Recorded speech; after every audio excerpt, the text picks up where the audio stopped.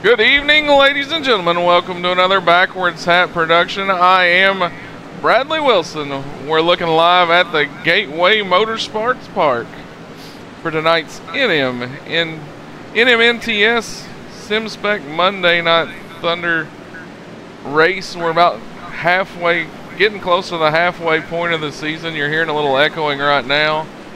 It will go away. That is Robbie Buckner's microphone. He has stepped away for just a minute, so don't be deterred. We'll get it fixed here momentarily. We'll go ahead and jump right into the action, bring you live.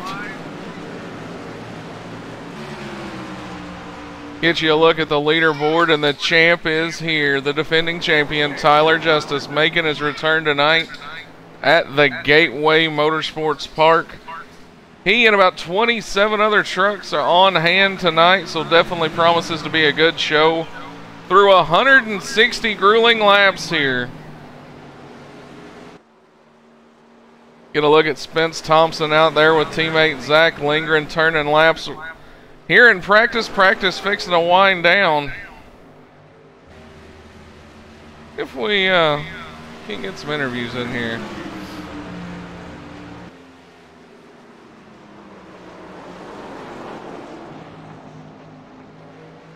Tell you what, we're going to talk to Spence first, as he sets third on the board. Spence Thompson, this is Bradley Wilson, the Backwards Hat booth. You got a copy? Yes, sir. Yes, sir.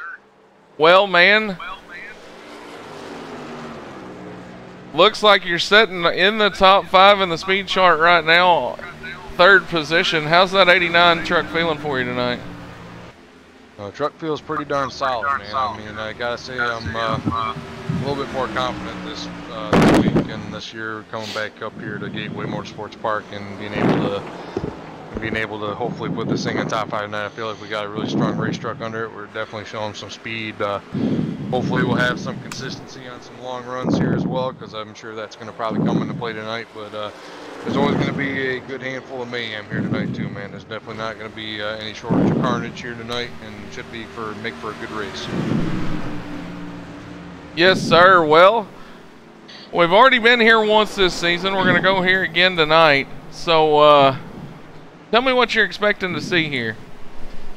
Well, definitely, I think it's definitely going to probably be edgy at the start here. I mean, everyone's going to be trying to get every position that they can get, or that you can try to get. Probably as the field gets spread out, you'll definitely see some long green runs, I believe. And then when it gets down toward the end of the race, of course, after factoring in all the stages and stuff, it definitely going to make for some excitement, and everyone's going to definitely be on edge near the end of the race, trying to get any position that they can. But hopefully everyone kind of be smart out there tonight. Like I said, we feel like we got a really strong race truck, and after missing the race last week, we definitely want to gain some points back here tonight. Well, I can hear by the heavy breathing. I think Robbie had to run up the staircase a couple flights to get up here to the announcer's booth. But he is back. Robbie, do you have any questions for the defending champ? Don't pick on the fat guy? Don't pick on the fat guy. That's more of a statement than a question there, Rob. No, Spence, it's been an up and down year for you, brother. You're either outhouse or penthouse most nights. What's it going to take to fully turn the season around for you and make it more penthouse than outhouse?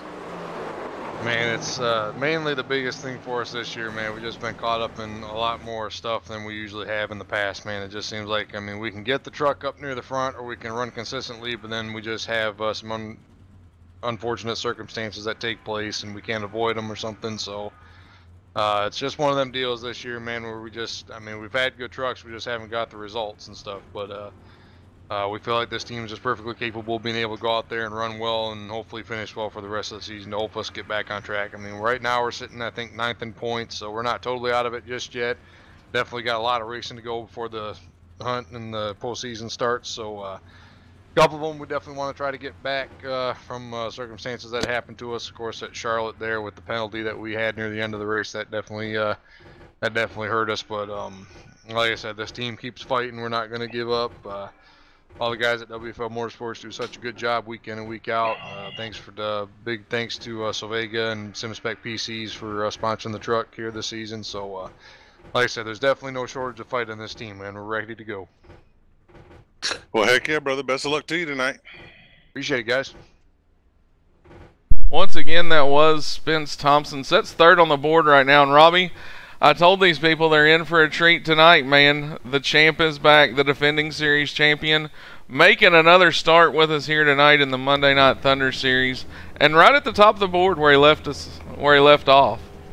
Heck yeah. Good to It's see. good to have the champ back. It's definitely good to see Tyler Justice in a truck. I tell you what, Robbie, he's fastest through practice. Why don't we let you get a word with him? Sounds good to me.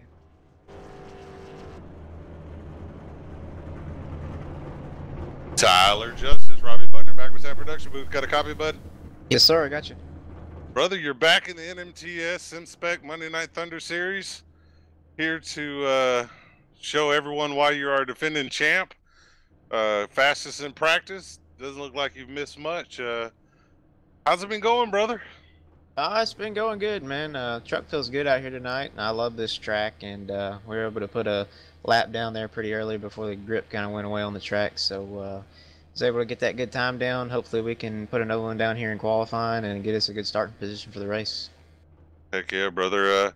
I know me and you've had several conversations in the past about your legacy within the NMNTS series and how much it means to you to go out as one of the winningest drivers in NMNTS history. You think you have a chance to add to that total tonight?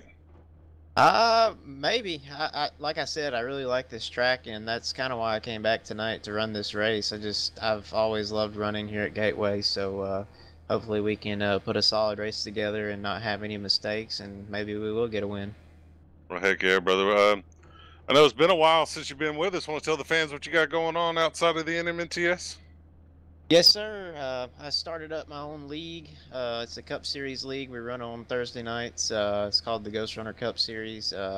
We basically run with the regular schedule that the Cup Series run, and we run 50% races. So been having a lot of fun over there, and if anybody wants to join, they can shoot me a message or, just look it up on iRacing or whatnot. So, yeah. Heck yeah, brother. I'll definitely vouch. The Ghost Runner Cup Series is a good series to run if you like running cup cars. Got some solid quality drivers over there. I know a couple of NMNTS drivers go over there and compete with you guys on a weekly basis. But, man, it's definitely good to have you back. Anybody you want to give a shout out to before we let you go get ready to qualify? Yes, sir. I want to give a shout out to all you guys for letting me come back tonight and run this race. And I want to thank you guys for broadcasting this race as well. And hopefully we can have a good race. Thank you, guys. Heck yeah, brother. Well, best of luck to you, Tyler. And maybe we'll be talking to you after qualifying. All right, I appreciate it. Once again, that is the defending series champion Tyler Justice back with us tonight. Robbie, he's not in the typical 7 car. He's running the 24 tonight. The 7 since he left was registered by someone else, but you've kind of got to get that feeling almost like when Kyle Larson shows up to a dirt track in the 24 truck. Gonna be one of the heavy favorites tonight, man. He's definitely got some wins here in the past, and very well capable of adding to it tonight. Yeah, it's gonna be interesting to watch Tyler out here tonight. A lot of races this year, Jerry Mogard has pretty much been the class of the field, and last time we were here, Mogard beat the field by like 8-9 seconds, I think, at the end of the race. So it's gonna be interesting to see if him and Mogard put on a battle tonight, but I wouldn't put anything past Tyler to be able to go out here and win this thing tonight. Tyler put on a season last year similar to what Mogard's putting on this year. Went out week in, week out, and he was the man you had to beat every single week. So I don't expect to see anything less from him tonight. Well, before we get too far into the show, we want to give a call out to the sponsors here at Backwards Hat Productions. Ram Designs, Kyle Ramsey and the crew over there, putting out some of the slickest stuff, both asphalt and dirt. You can check them out on Facebook, your #1 place to head over to for virtual wraps, #1 for iRacing. 5-Star Drafting Incorporated, our plans outrank theirs. Uploading some quality content worth checking out if you're in the Florida area and looking to get that forever home built, or just plans for a new business drawn up. You can definitely go check them out. Not only are they a sponsor of us here, they are the sponsor of the 85 truck, WFO's Zach Lindgren. So we'll see it in action tonight as always. Want to thank NASCAR Diecast fans. You can check them out on Facebook and Twitter for all of your up-to-date promo codes, release dates, everything in the diecast world. Your one-stop for information is right there. Also want to thank Thompson Seed and Garden, Muskogee, Oklahoma. If you're in the Muskogee area, definitely swing by Thompson's. They can help you knock one off that honeydew list. Temperatures are heating up. Maybe give that flower bed a new look. Take care of that yard. Make them your stop. The Brake Shop in Muskogee, Oklahoma. We also want to give them a shout out. They specialize in muffler and brake work in the Muskogee area. Nothing's going to get that car sounding better, stopping faster than our friends over there at the Brake Shop. Tell them Laurel Havens and the crew sent you.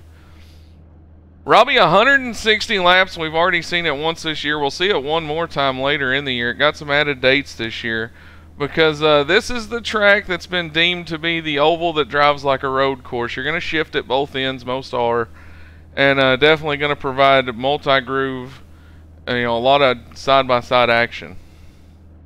Yeah, it's definitely interesting track, interesting configuration, the way it's set up. Turn 1 and 2 are a lot sharper than turns 3 and 4. Turn 1 and 2, because of the sharpness of the turn, it requires you to downshift. The longer you get into the run, the more likely you can get away with not downshifting, but short runs and trying to make fast laps, you're going to have to shift. And then turn 4 is actually a lot wider, sweeping, and you can get through it without downshifting. As you look overhead at this place, it's just a beautiful facility. They've got a road course. There's even a go-kart track down at one end. So it really is just a place for all. It's a lot of fun. And these drivers, you heard Tyler say this is one of his favorite places to race. And I have to agree. I ran it a lot of times I ran it a lot this week during the official lobby. So going to be interesting to see tonight how these 29 trucks take to it as we get set to go. They're in the drivers meeting right now, getting the stage info and everything they'll need. Robbie, do you have any confirmation on the stages? I do not, but give me a second and I'll find out. I don't either. I was going to get with the race officials and got here late, got everything set up late. So we're still looking on. Like I said, drivers meeting is in place. Head official Ken Yance, who's been spearheading the Monday night thing for the NMNTS series all season. Alrighty. What lap you got? 40, lap 80, and then a run to the end. Well, there you go. You heard it first here. Like I said, Ken Yance, the head race official, has been spearheading the Monday Night Thunder series. He and John Barron over there at SimSpec come on as title sponsors for this series and have definitely done a whale of a job this year.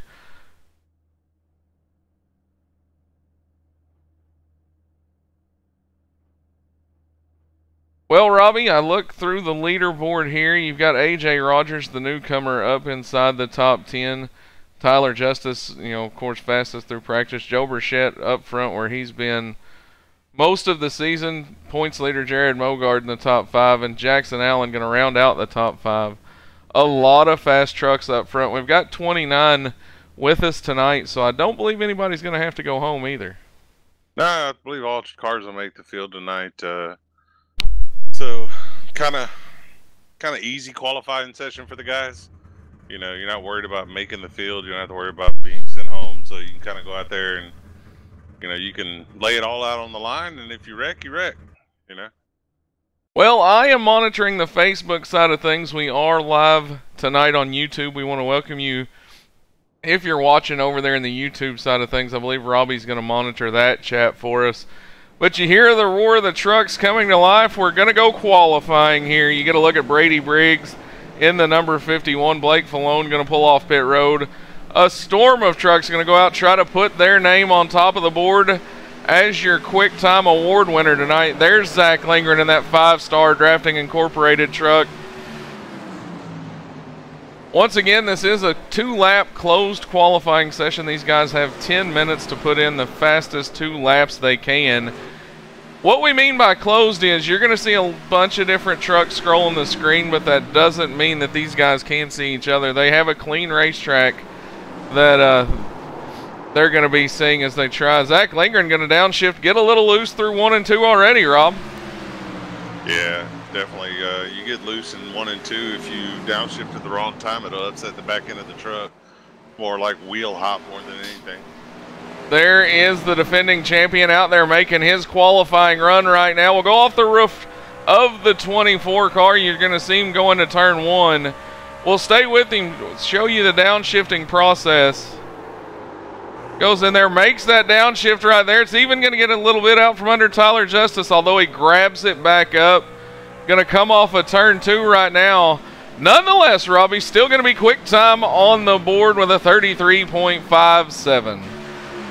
Yeah, it's a good lap that he just put down. There is Chris Baines in that 82 truck, BNC Lawn Care, making another start in his return this season. It's great to see Chris back out on the racetrack with these guys.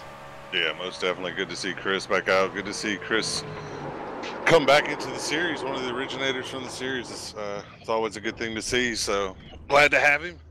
Glad to have him back, and look forward to watching him compete for wins. There is Gordon Larson in the 00 Larson remodeling truck. We'll get a good look at this truck. Larson remodeling on the hood. You go. Gordon's also going to be carrying one of the backwards hat production tech cams tonight. Get a look from the pillar cam. We've got it all cammed up. Robbie Gordon's one of those guys who was last year's Grand National Series champion, was definitely, you know, consistent through the chase and picked up the championship in dramatic fashion at Homestead. Yeah, Gordon's one of the good guys of the series. It's good to see him out here week in, week out competing.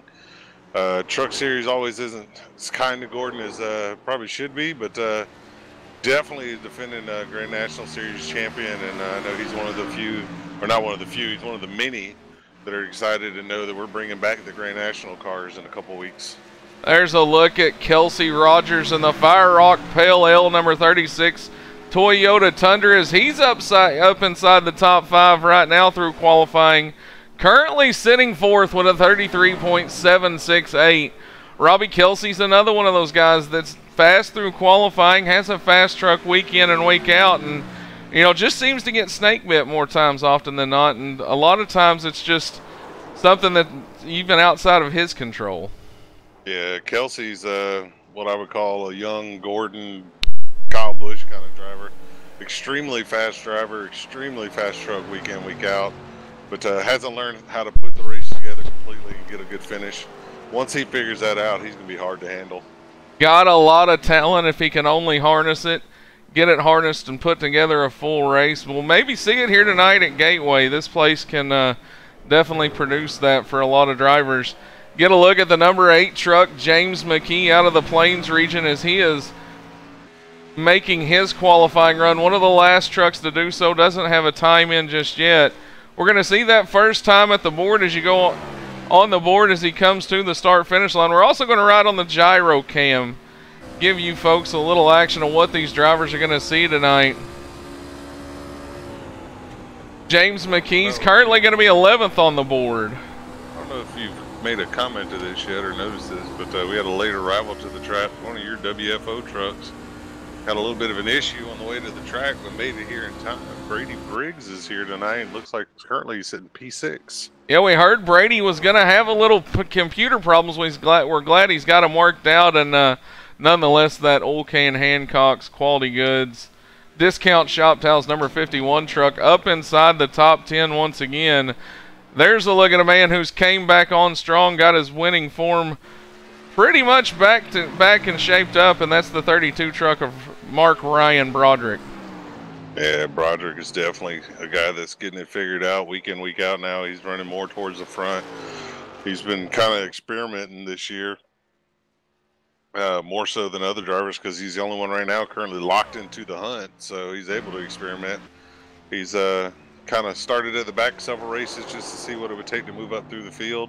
Started at the front some races and moved to the back intentionally, so be interesting to see if he ever decides to start at the front and stay at the front. What'll happen?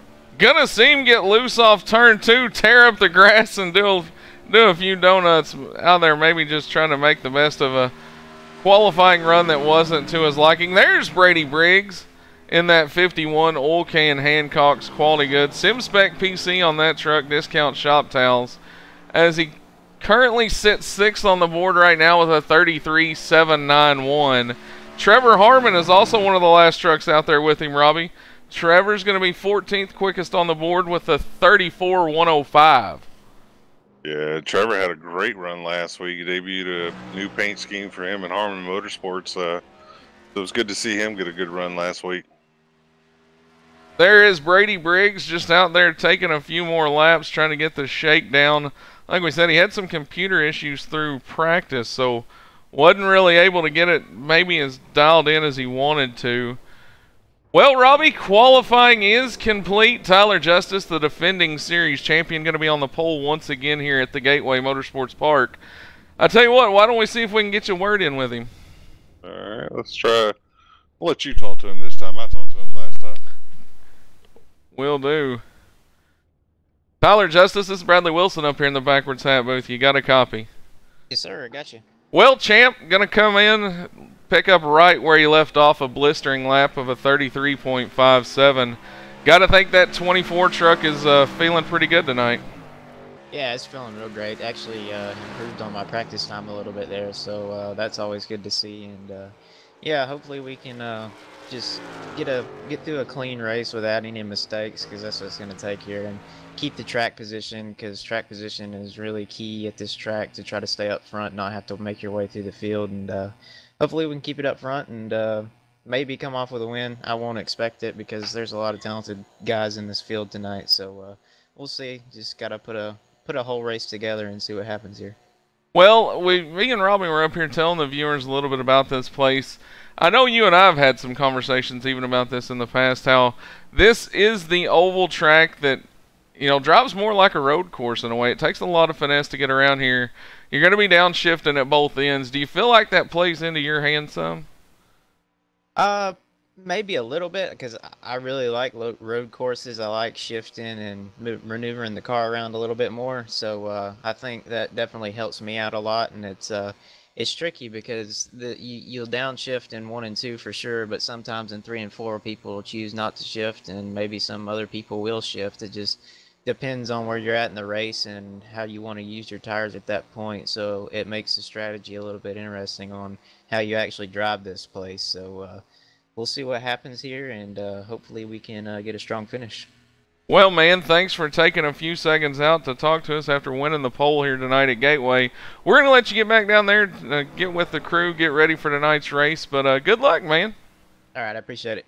Once again, that was Tyler Justice, your defending series champion. Gonna set quick time tonight. Well, Robbie, I tell you what, we talked to Tyler at the top of the board. You say we talked to, let's talk to David Heizes. He's about 24th, and let's talk to somebody on the other end of the spectrum. David Wheelbarrow Heiza, Robbie Buckner, backwards hat production booth. Got a copy, bud?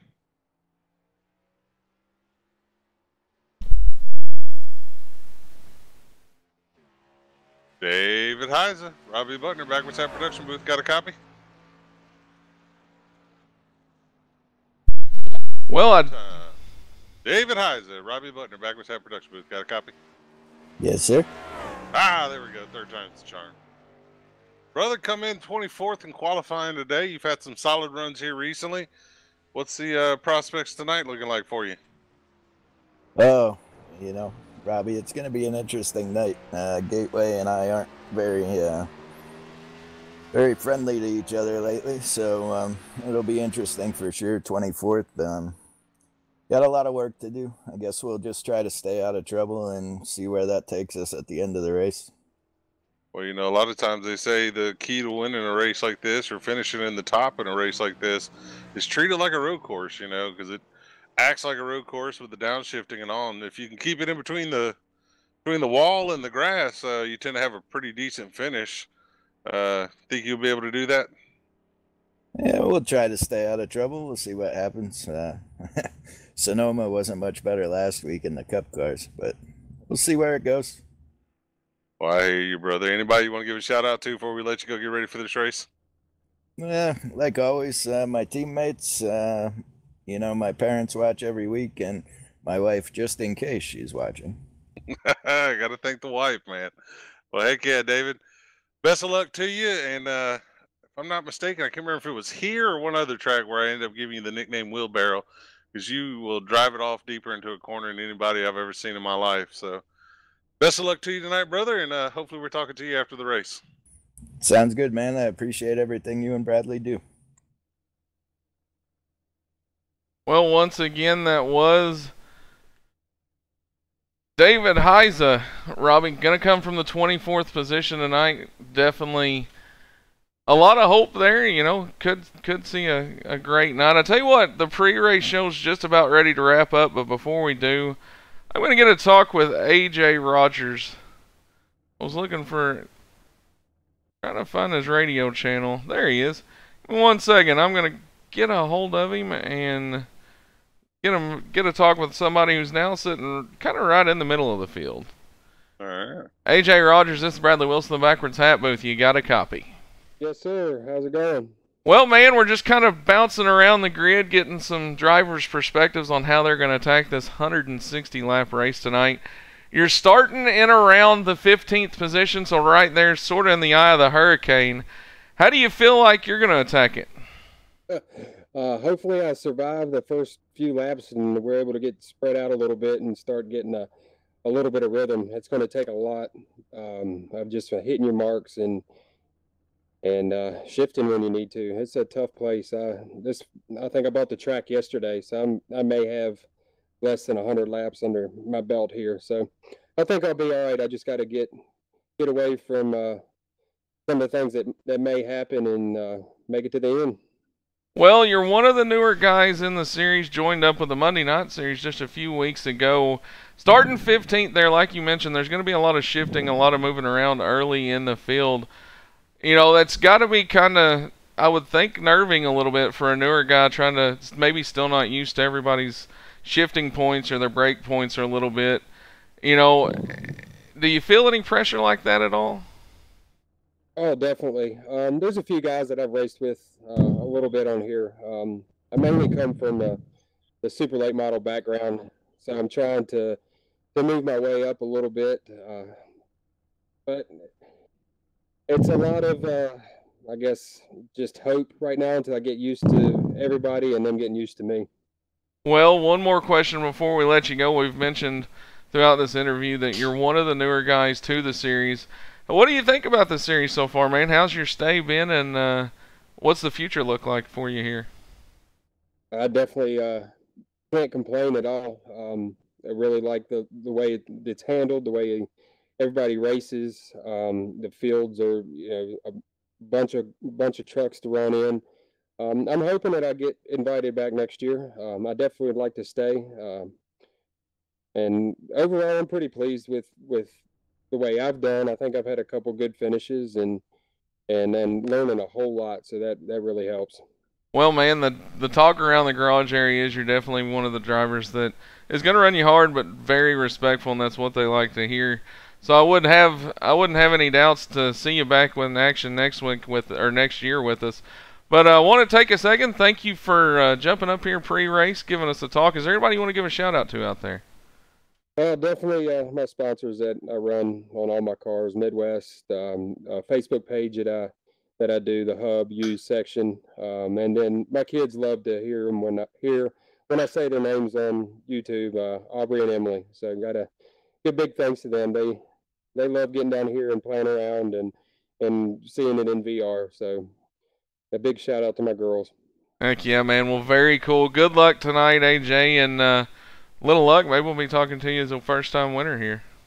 That would be awesome. Thank you.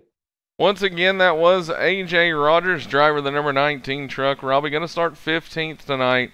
Definitely one of those guys that could break out and get that first win at any moment.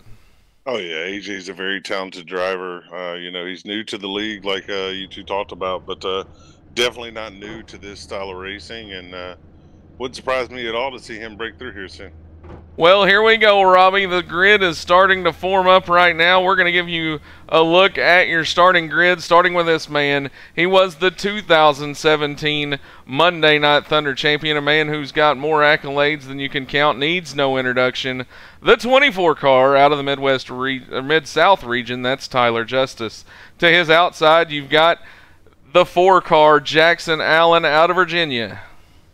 Row number 2 is going to be 2 fast trucks. You're going to have the 83 of Joe Burchett, week in, week out, one of the big contenders. And to his outside, the man that's dominated the 2018 season, Jared Mogard.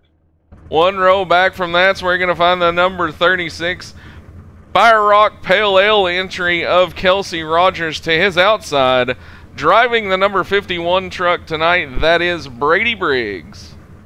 Next row back on the inside is going to be the Pokemon truck of Blake Falone. And to his outside, a man that's trying to break through in the truck series, Anthony Colantano. 1 row back from that's where you're going to find the 5-star Drafting Incorporated number 85 WFO truck of Zach Lingren. To his outside, teammate tonight, Spence Thompson. Next row back on the inside, and number 8 Monster Energy truck will be James McKee.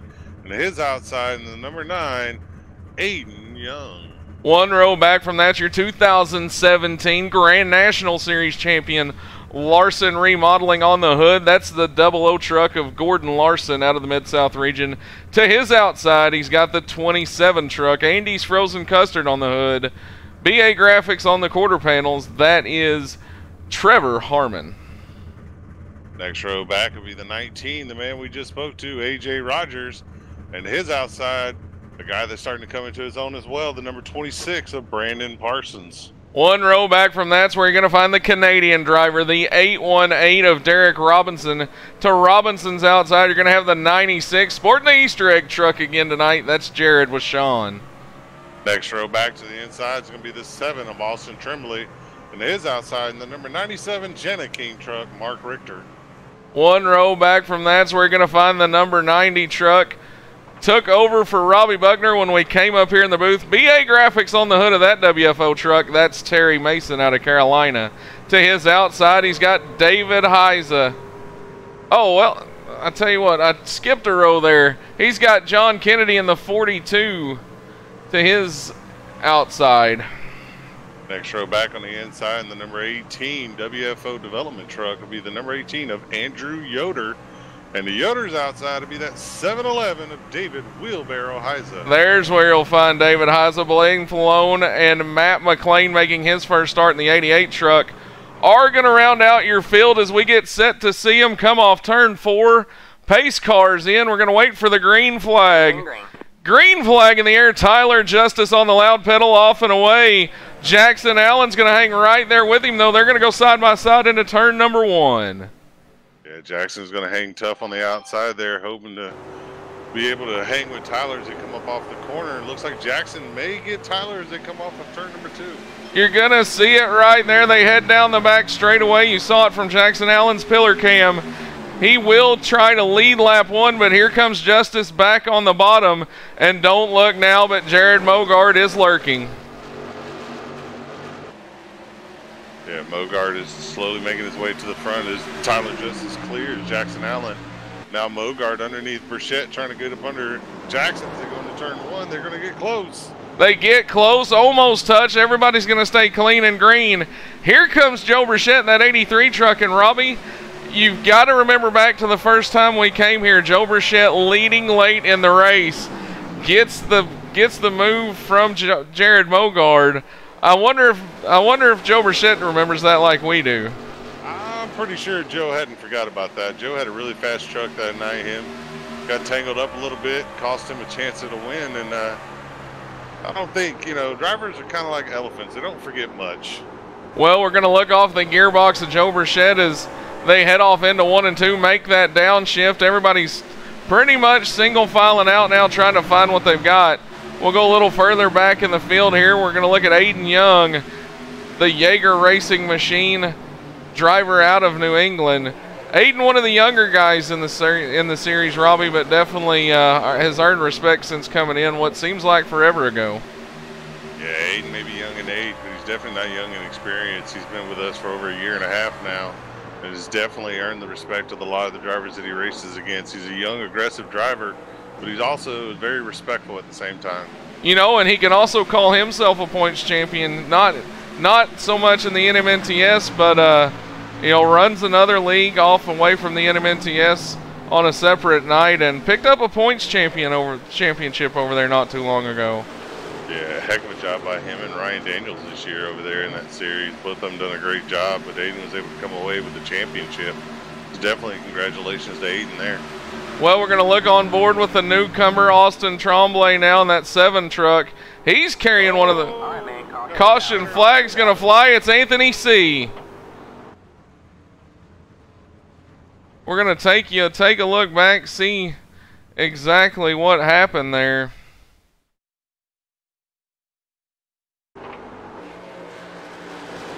We'll rejoin the racing now. You get a look at Anthony C. was doing battle with Blake Falone. We'll go high above from the blimp cam.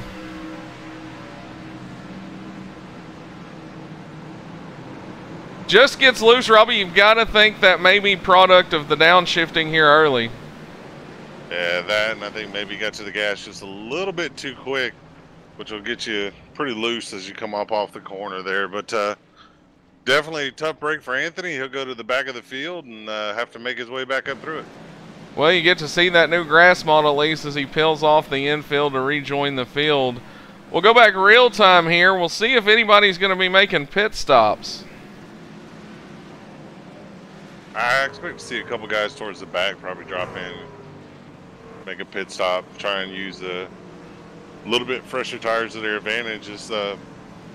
This race has a real big green flag run feel to it. Matter of fact, Jackson Allen's going to come to pit road. Jackson Allen going to be your first truck to come down pit road. He did so from the 2nd position, Rob. Yeah, Jackson apparently is getting that same feel that this is going to be a long green flag run during this stage. So, you know, right now they've already ran 6 green flag laps. You know, tire fallout's pretty good here. That could pay off big dividends towards the end of the stage. Well, when you see the 2nd place truck come in, you're going to bring a field with you, and about half the field's going to follow Allen down pit road. Yeah, some good trucks came down pit road. Looks like possibly outside of Jackson, who pitted from 2nd place, probably about from 9th place on back is where you see most of the trucks that came in. Jackson Allen going to win the battle off pit road. Spence Thompson will come out right behind him. Give me 1 second here. We're going to break away from the action while we're under caution. We're going to stay live with you. Definitely. We're just going to pull up the replay screen here just for a second, as I just realized that not all of our camera packs are loaded in.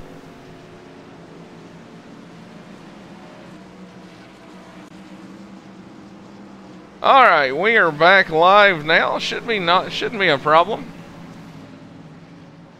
Had to get the crank it up camera for these folks, Rob, as I feel like we may need to crank it up on the restart. What do you think? Heck yeah, brother. Let's let them turn up them iPads, turn up the cell phones, turn up your TV, whatever you got. Wake grandma up. We're fitting to go crank it up for you. Looks like we're going to stay under caution another lap. I tell you what, let's get a talk with Kelsey Rogers real quick, as he's upside in the top 5. I hadn't talked to him yet. We talked about him, but hadn't really talked to him. 1 second here. Kelsey Rogers, this is Bradley Wilson in the Backwards Hat Booth. You got a copy? Go ahead, brother. Well, man, you got that number 36 Fire Rock truck up inside the top 10 or top 5 right now, running 4th. How's it feeling out there for you? It's pretty tight right now. Just trying to run the line of what's in front of me and survive. Seems a little bit tighter than what it was all week in the private lobby or in the public lobbies. Well, man, we've talked about the downshifting here playing havoc. Do you feel like we're going to see multiple grooves with people downshifting and getting runs off corners? You know, I think that the high line and this place gets pretty racy on old tires. So I think if we can get some long runs, it's definitely going to get pretty wide. Good luck, man. Well, we're fixing to double them up. We'll let you get back down to business, but thanks for taking a second to talk with us. Yep, anytime, guys. Thank you. Once again, that was Kelsey Rogers, driver of the number 36 Fire Rock Pale Ale truck. Get a good look down the side of it. There got some palm trees on the side of that thing, Robbie. Heck yeah, man. Get that beach feel to it. Well, you see by the ticker up there, we're 1 to green. Tyler Justice will have control of the field off of turn number 4. As we mentioned, we're going to call out the restart, bring in the action. Tyler Justice, another one of those drivers carrying the Backwards Hat Production Tech Cam tonight, looking at the left front. But we're fixing to call out the action, and then we're going to kick it over to the crank it up cam. We'll do it early here. We'll do it a few times throughout the night, but We want you guys to get the feel of what these drivers are feeling out there. Heck yeah. Justice going to go through 3 and 4 now. Pace car is going to lead them down. Coming out of 4, it's going to make that hard left. You see some of the infield. We're giving you a look from the flag stand. This is what the flagman has to see. So it's a good thing for spotters over there in 3 and 4, Rob. Yeah, spotters definitely have a job and a task at hand here. Green flag in the air. Tyler Justice going to waste no time this time getting on the loud pedal. He's going to lead them down into 1, and ladies and gentlemen, it's time to crank it up.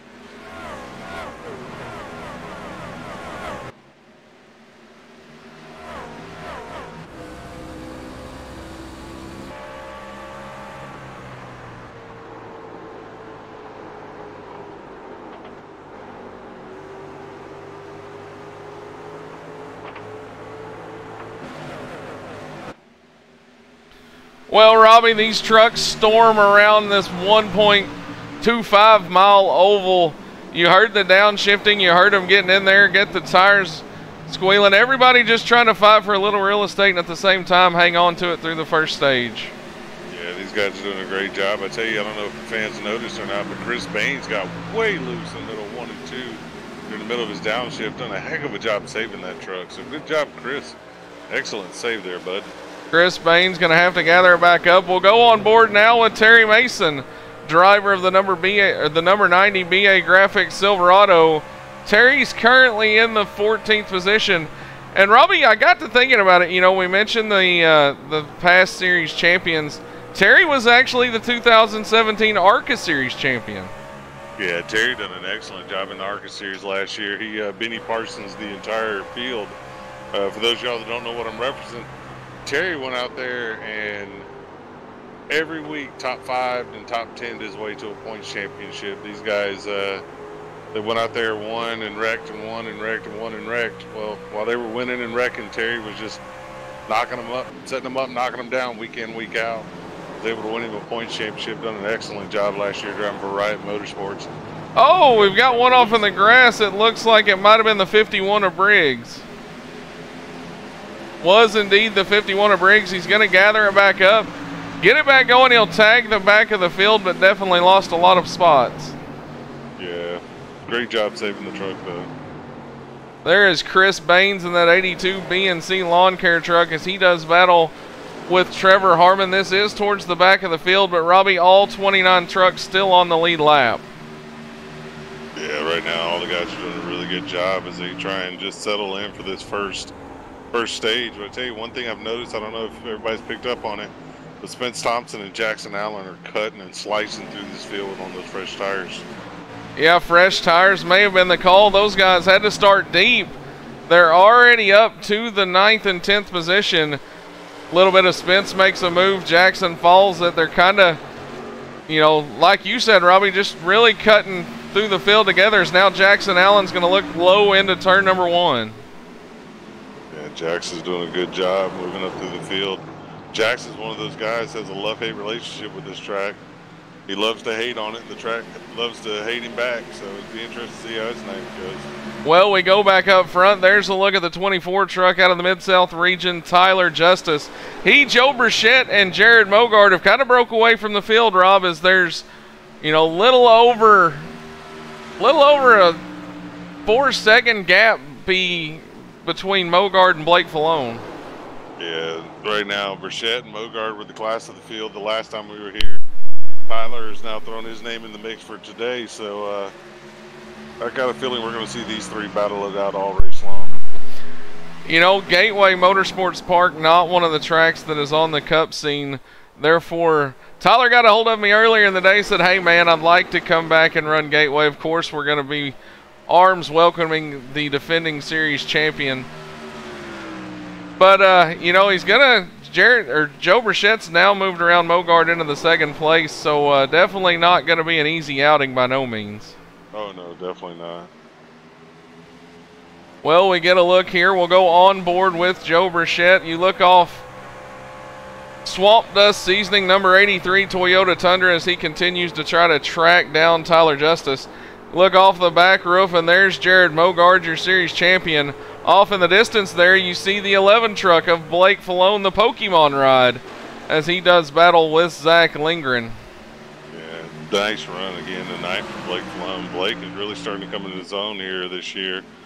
Definitely last year he was right on the outside of the top 10, knocking on top 10s. Now he's gone from a back half of the top 10 to a top 5 driver week in, week out, which is starting to put him in position for wins. Well, here we go. We'll go on board the roof cam of Zach Lindgren as he lines up the pass. You're going to see it right there, Robbie. It's just a simple matter of outbraking somebody almost as you would at a road course and then getting the run off of turn 4. Yeah, if you can outbrake someone down into the corner, it definitely helps you with the run off the corner. So expect to see a lot of those kind of passes tonight. Look at this gaggle of trucks right here. Is that Spence Thompson and Jackson Allen trying to make a few more spots? You've got James McKee leading this pack, AJ Rogers and Aiden Young. Yeah, Aiden Young doing another. So, oh, big wreck on the back stretch. Looks like it might have been the 97 truck of Richter as he is slow from the scene. The Janiking ride. Richter, another one of those drivers, Robbie, suffered a concussion in a sporting accident. I believe he got hit in the head with a soccer ball or something like that, but was set out for quite a long time. He's back now, but definitely a rough start to the night here at Gateway. Yeah, Richter's definitely had a long way to get back, but funny as it may sound, he did actually get hit in the face with a soccer ball and it caused a concussion. So when you're watching America's Funniest Home Video and you see the guy get punched in the face with a soccer ball, I understand there's a good chance that guy could be dazed and confused for a while. That guy could have had a concussion. Brady Briggs going to be slow off of turn number 2.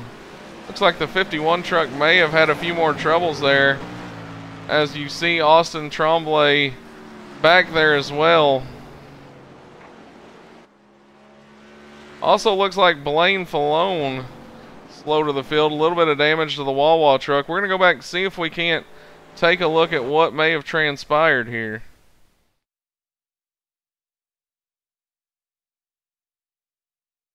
Well, I tracked Blaine Falone. It looks like he may have just had some damage from earlier in the night. Austin Tremblay was back there in the vicinity, but don't really see where he picked up any damage either. Nonetheless, pit road is going to be open now, and now you're going to see Tyler Justice bring the field down once again. Yeah, definitely. Long enough run that time where the entire field's going to want to come in and get tires this time. You definitely don't want to stay out there on 13, 14 lap old tires if everybody else comes in. So the entire field is going to follow Tyler down here, and it's going to be crucial to see who gets off pit road first between Justice, Brichette, and Mogard. There you saw, that is staring at the pit road. I am sorry. Folks, we'll zoom back out here, get a look at pit lane, get a look at the 24 truck of Tyler Justice as he makes his pit stop. Here comes Justice off. It's a battle, but he's going to edge out Zach Lindgren in the 5-star drafting truck. Blake Falone, Jared Mogard going to be out. Joe Brichette's going to lose a few spots. Yeah, Joe Brichette definitely had a slow pit stop there. Not sure exactly what went on there, but definitely had a slow pit stop. I think we can go back and take a look at it. Folks, I just realized the replay screen was pulled up. I do apologize for that. We all make mistakes, and it happens sometimes up here in the broadcast booth with as many of these as we do through the week, but we appreciate your understanding. I tell you what, let's take a look. We've got 16 folks out here. Cameron Ledford, we do appreciate it. We are on the replay screen. It is, we didn't see it till just now. Nonetheless, though, folks, got 16 of you out there on the Facebook side of things watching. drop us a line. Let us know where you're at, where you're from, and you know, how your Monday went. Most definitely. Let us know what's going on, who you're rooting for, where you're watching from. Let us all know. Robbie, what do we got going over on the YouTube side of things? We got 5 viewers right now on the YouTube side. Nothing really going on in the chat. But definitely glad to have the 5 we have right now. Definitely so. We want to thank all of you for tuning in on the YouTube side of things. They continue to ride under caution. I tell you what, let's get a talk with Zach Lingren there in that 5-star drafting truck. Robbie, I'll let you talk to him as we'll mix things up and let you conduct a caution interview. All right. Let me see if we can dial him up. There's his channel. Zach Lingren, Robbie Buckner back with Hat Production Booth. Got a copy, bud? Yes, sir. I got you. Well, brother, you're going to come out second here for this restart. Playing a little bit of pit strategy there, or was it the pit crew that fast this time? No, pit crew was a 12.3. I mean, that was the fastest I think I've ever had in a pit crew. That was all 4 tires. We almost beat Tyler out, so that was all pit crew. I can't believe it myself, but got out second. Man, you're going to have to pay those boys a good steak dinner for this one. Before I let you go here, what's the chances you've been able to get a jump here on time on this restart? About 10%. Tyler's really good at timing restarts. He knows when to catch you off guard and when to take off. That benefits him. He's just phenomenal at that. We saw it all last year, and we've already seen it a little bit this year. So, I think I can hopefully stick with him. But if he gets in front of me, I'm not really going to battle too much. But my chances of sticking with him on this restart are very slim to none. All right, brother. Best of luck to you, and we'll talk to you later. Awesome, guys. Thank you. They're going to get set to go back green. We're going to watch it from the flag stand, let you see all the action. Once again, you kind of get an idea of what the flagman sees here. Nice little cam we've got set up on the flag stand right now. Pace car is going to make that hard left onto pit road. Tyler Justice wastes no time on the loud pedal. Green flag back in the air. We're back to racing here at the Gateway Motorsports Park. Tyler Justice going to lead the field into turn 1. He's going to do so by about 3 car lengths, Robbie. Yeah, he's got a really good jump that time right now. Blake Flood's on the inside of Zach Lingren. Zach's going to have to fight off Blake, and it looks like Jared Mogart's going to try and take it 3 wide down the back stretch. Oh, Spence Thompson got a little out of shape out in the field, though. It did look like Mogart was going to go 3 wide. Ducks back in there, though, thinks better of it at this early stage in the race. Yeah, he definitely thought better of it that time. Decided to give a little bit of room there. Kind of interested to see what happened to Spence there on that restart. Not exactly sure. We saw the truck get a little out of shape for the 2016 Monday Night Thunder champion. Did a great job of gathering it up, and now he battles with Chris Baines and Andrew Yoder making another start in the WFO development truck. Spence made some contact with the 19 there on the exit of turn 2. Got his truck upset. Looks like he was able to gather it up, though. Spence should be able to battle back. Get a look at Yoder as he runs it up high. Lets Baines go. Now going to let Spence go. Oh, collects the wall just a little bit. Yoder, another one of those guys, Robbie, making only a second start to the NMNTS. Definitely doing it one of the most challenging drivers. Oh, looks like it's A.J. Rogers. A.J. Rogers McKee. Now Yoder's going to get involved. He'll be backwards. Wow, big wreck. Tough break. We're going to rewind it here. With the 4 of Jackson Allen and wow. Get a look from the roof cam of Jackson Allen. You're going to see it all here. Goes off, makes a little contact with Rogers. Going to send him up. Cars in the wall. Kelsey Rogers a hard lick in that 36 Pale Ale truck. Andrew Yoder gets run over as he's trying to back it down. We'll go back, take one more look at it, folks, as it was definitely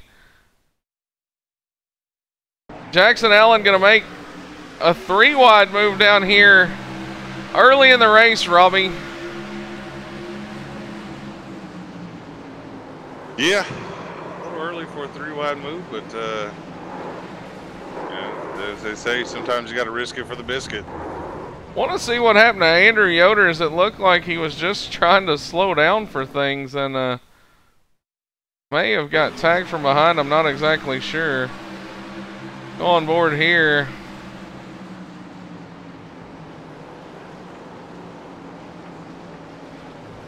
Oh no, just lost it. Was trying to check up, may have had a little bit of rear brake in it. Just lost it. Doesn't look like the damage is too severe though. As pit road strategy already going to come into play. You see half the field come down pit road. We'll get back up to real time here. Joe Burchett, Jackson Allen, Anthony C. involved in that mishap earlier, but is going to claw his way back into the 10th position. Now going to come down and get tires. Yeah. Looks like Broderick Heise. Here comes Anthony C. Anthony's going to win the battle off of pit road.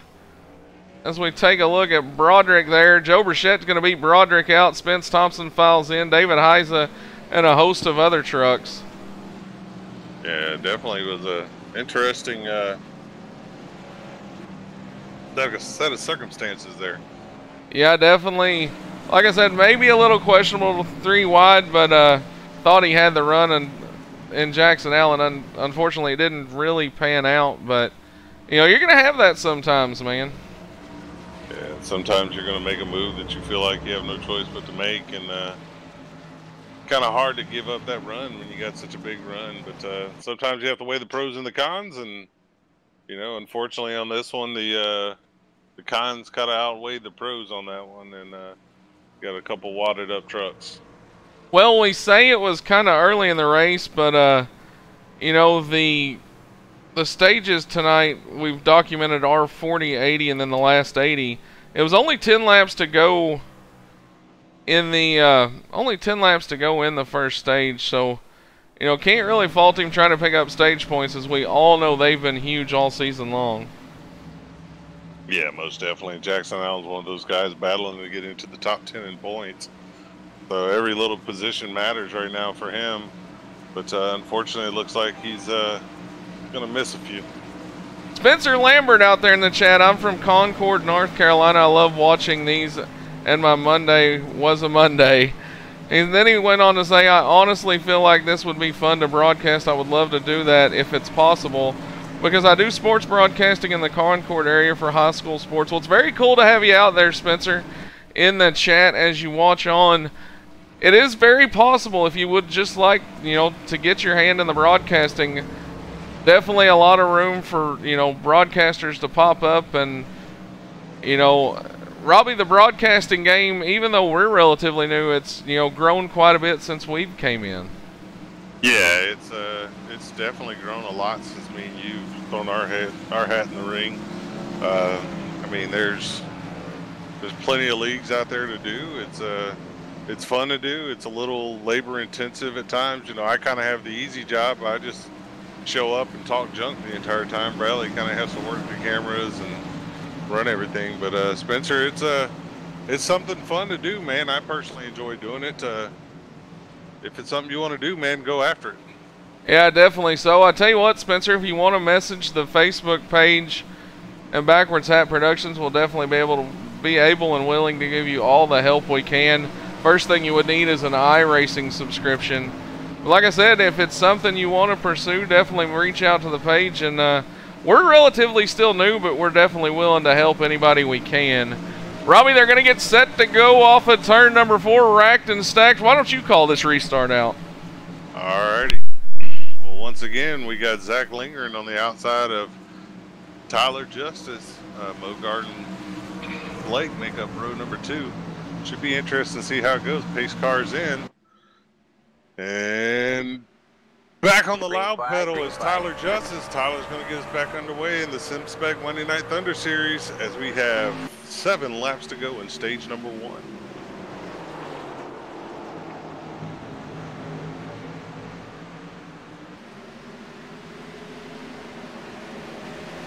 Another great start there for Tyler Justice as he gets Zach Lingering by about 3 or 4 truck lengths as they head down into turn number 3.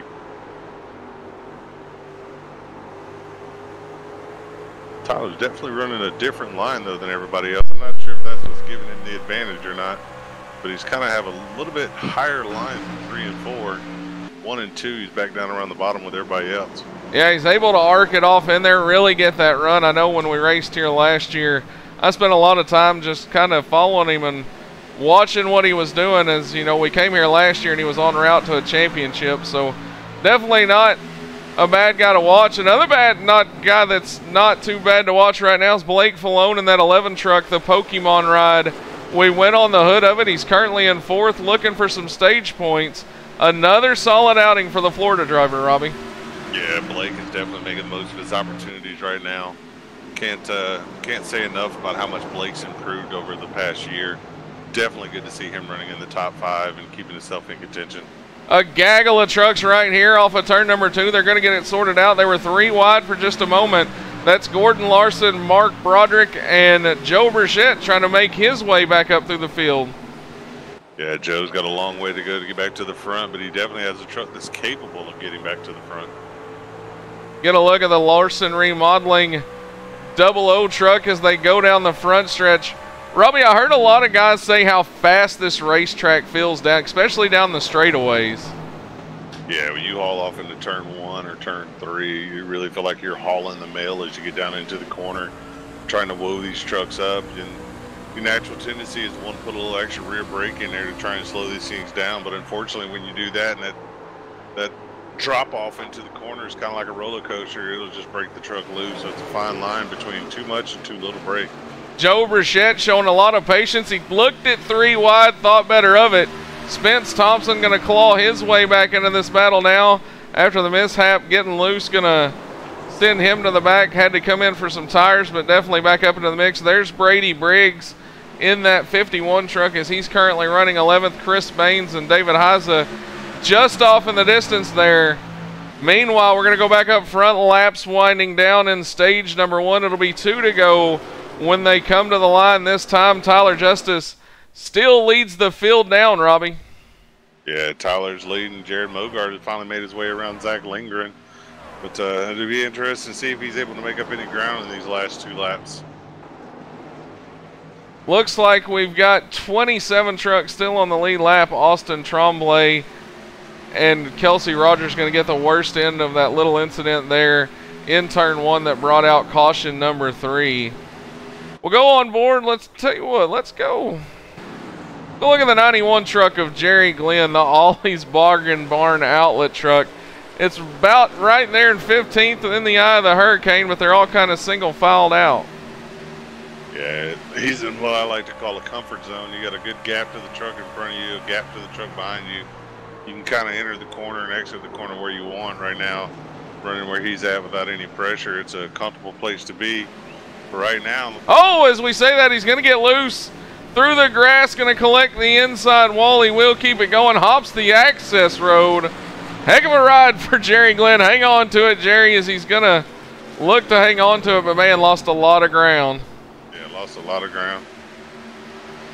Meanwhile, here we go back up front with Anthony C. This battle's the 4th, 5th, and 6th positions. Big wreck off of turn 4. See some trucks stop. We're going to wait and see confirmation. Oh, it was Brandon Parsons in that 26 truck, and Jackson Allen looks to be involved again, Rob. Yeah, definitely. Definitely not sure what happened there. We'll go on board. We'll take a look from the blimp cam. It looks like Jackson Allen just going to get into Brandon Parsons off of turn 4.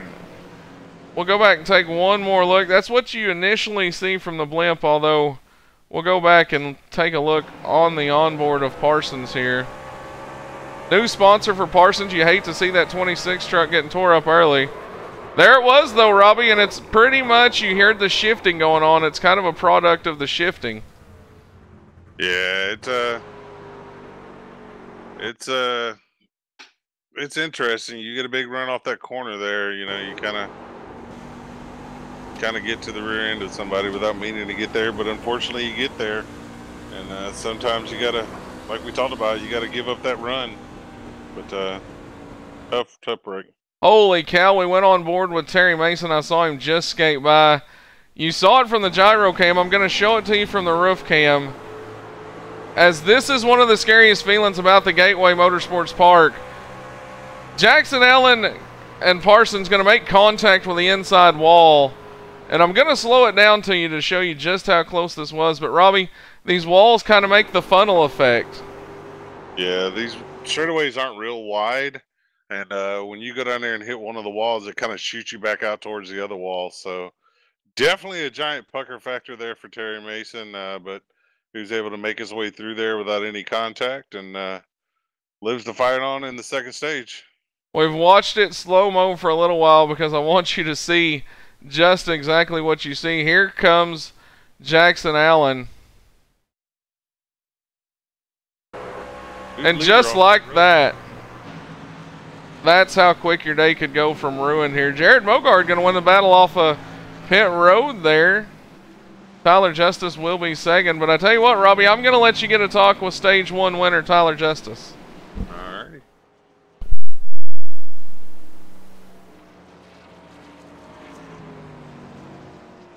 Tyler Justice, Robbie Butner, back with that production booth. Got a copy, bud?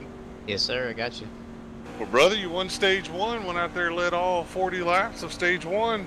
Tell us about the truck. Tell us what, feeling better about your chances? Maybe a little bit, you know. Truck feels pretty good.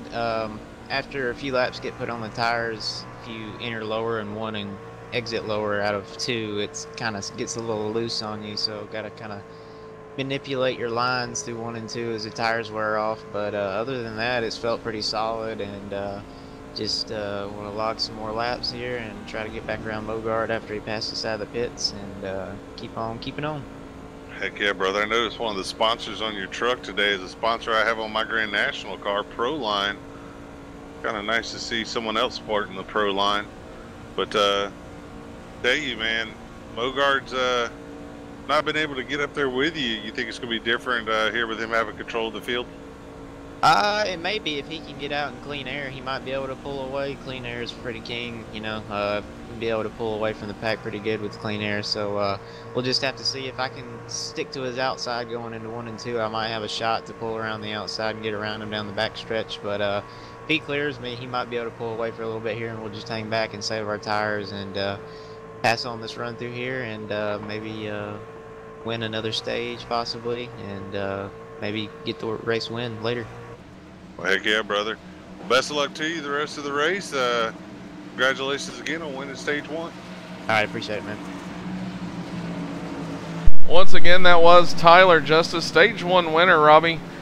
Definitely some optimism, but it'll be interesting to see what the points leader can do with the defending champion. Yeah, it's definitely going to be interesting to see how these guys handle each other. Jared Mogard, you know he's not going to back down from a fight, just like he knows Tyler isn't going to back down from one. So this ought to be an interesting restart here. But like Tyler said, if he can stick to the outside of Mogard, there's a chance he could get him on the backstretch. But if Mogard gets his jump like he's been getting all year long on these restarts, Mogard may set sail on the field. Well, you see the field all double file down along the wall cam we've got set up there. Jared Mogard will have control of the field as the pace car is going to get ready to make that hard left into pit road. We're going to get ready for stage number 2. 117 laps to go. To be 116 when they take the line. Spence Thompson back up there inside the top 10. Anthony Sees making a rally. Aiden Young up inside the top 10. And Gordon Larson, here we go. Green flag in the air. Jared Mogard on the loud pedaling away. He's going to try to gap the field. As you see him run low, now he's going to clear past the line. Robbie, that's part of the rules package here in the NMNTS, that no lane changes are to be made before the start-finish line. Yeah, it definitely is. You know, you got to stay down in your lane before you cross start-finish line. But I tell you, Tyler Justice had that truck sideways. Caution flag's going to fly. We went on the bumper cam. It's James McKee in the 8 truck again. We're going to go back and take a look and see what happens to McKee. He was product of that wreck earlier. What got him back there in that number 8 monster truck?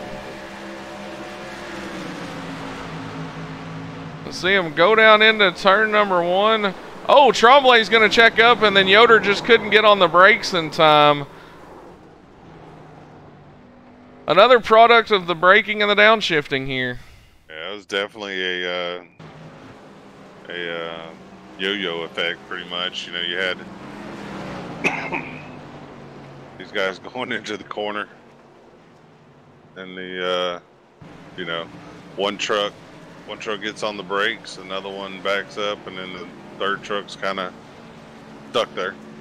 Well, James McKee looked like he was going to go up and show his displeasure with the number 18 truck of Andrew Yoder. I have a feeling when he goes back and sees it from a different view, though, might get a little better clearing of understanding there, as it was kind of that accordion effect.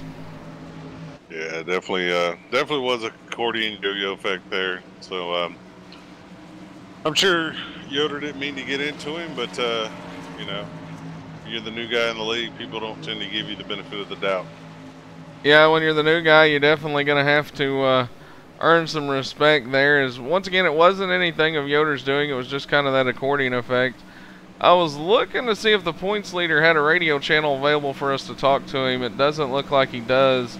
I tell you what, I'm going to get a talk with another guy, though, one of the characters that we always like to talk to here.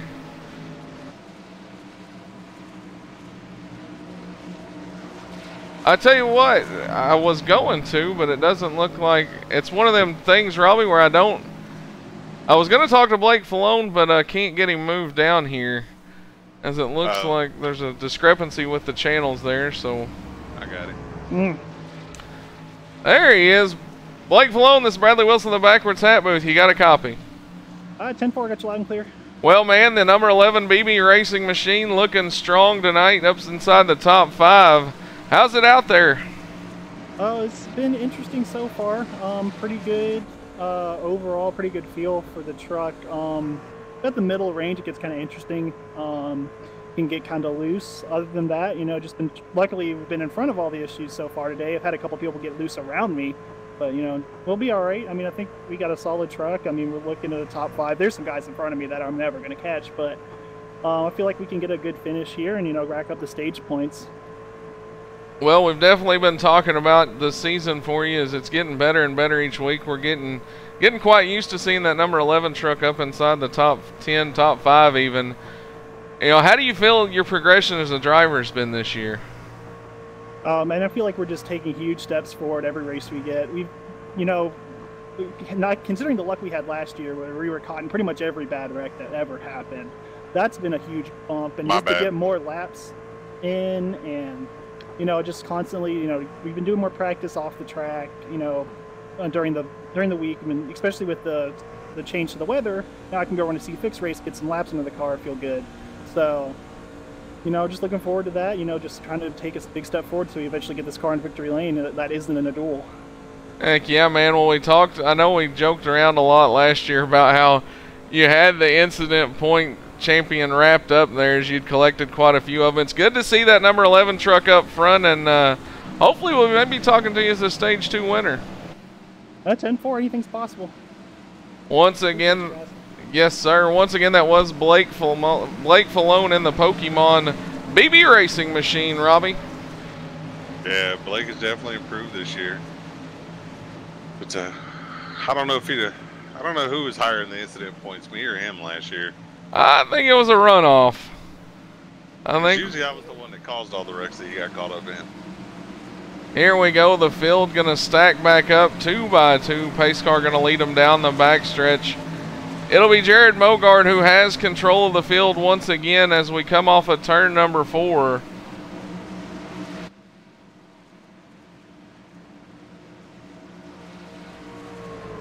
Get a good look at the field pulling by one of our apron Camerons there. Going into turn number 3. Pace car's about ready to make that hard left onto pit road. We'll see if Tyler Justice can get the jump on Mogard, as it's Mogard off and away on the loud pedal. Gonna get a nice little jump. Should be able to clear the front row with no problem. As they're gonna go into 1, it'll be Jared Mogard. Yeah, Mogard definitely got a good jump that time. Was able to clear Tyler going into turn 1. Now the question is, can Tyler keep up with Mogard, not let him get way away from him? As Tyler talked about, that fresh air is key. He talked about the fresh air is key. Meanwhile, here comes Aiden Young in that 9 truck. He's going to make a move to the bottom of Joe Brichette. Slides up. They almost touch. Close quarters racing through 3 and 4. Aiden's going to try to get the run. Mogard has the momentum, though, and they're going to battle side by side down the front straightaway. Yeah, Brichette's going to be able to clear Aiden as they get down into turn 1. But Brichette's actually going to go to the outside of Anthony C there. And James McKee's loose again in the back of the field. Saves it. James McKee going to make a save, and the 8 truck will lose a little bit of time, though, off the exit of turn number 2. Go take a look at Justin Richter right now in the 97 truck as he battles about halfway through the field. We'll go back up front and watch the battle there. Here it is. Tyler Justice to the inside of Jared Mogard. Side by side down into turn number 1. It's going to be all about who can get the braking and the downshifting. Tyler has it. Now here comes Mogard back to the inside. Mogard with the crossover off of 2 as they head down the backstretch. Straight up drag race as they go down in 3 and 4. Tyler's going to give Mogard the bottom. Mogard's going to hug it in there. Tyler drifts up the track. Oh, it's close coming off the corner. Close racing off of turn number 4. They're going to do battle to the line. It'll be Tyler Justice to lead another lap, but only by about a nose as the battle for the lead continues to rage on. And I think honestly, I think this is better for Tyler being on the high side. As you heard him mention, as you get some wear on the tires, that bottom side gets kind of tricky and loose there. Tyler's probably feels a little more confident on the high side as he clears Mogard going down the backstretch. He's going to have the lead going into 3 and 4 clean and clear. Tyler Justice back to the lead. He's going to take the lead from the current points leader. Robbie, you got to wonder if maybe there's a little bit of, you know, little bit more to this 1-2 battle here for these two guys. Yeah, there's definitely a lot to it right now.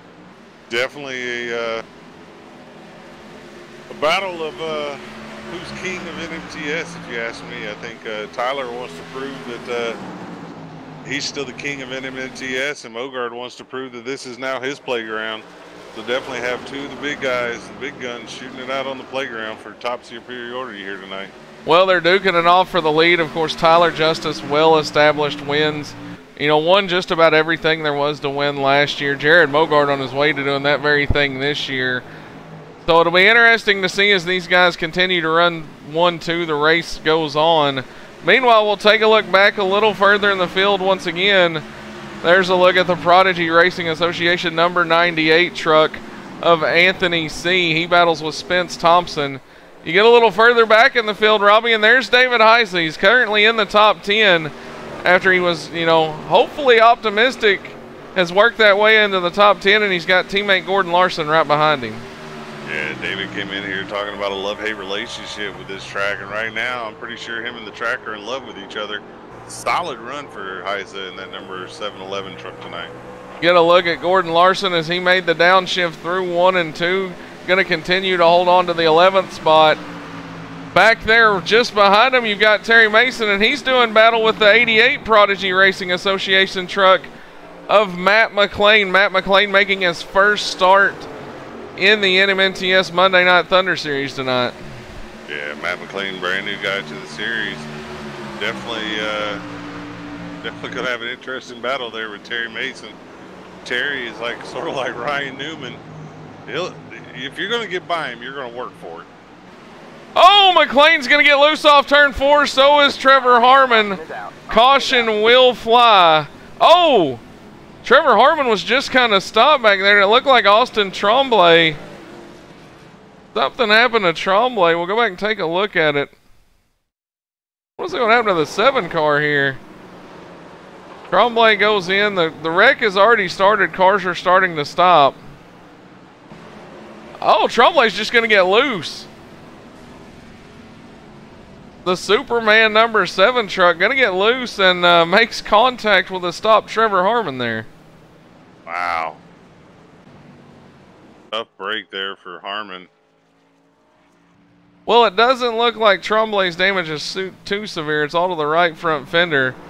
Meanwhile, he kind of hit Trevor in one of the optimal spots, just hit him in the door.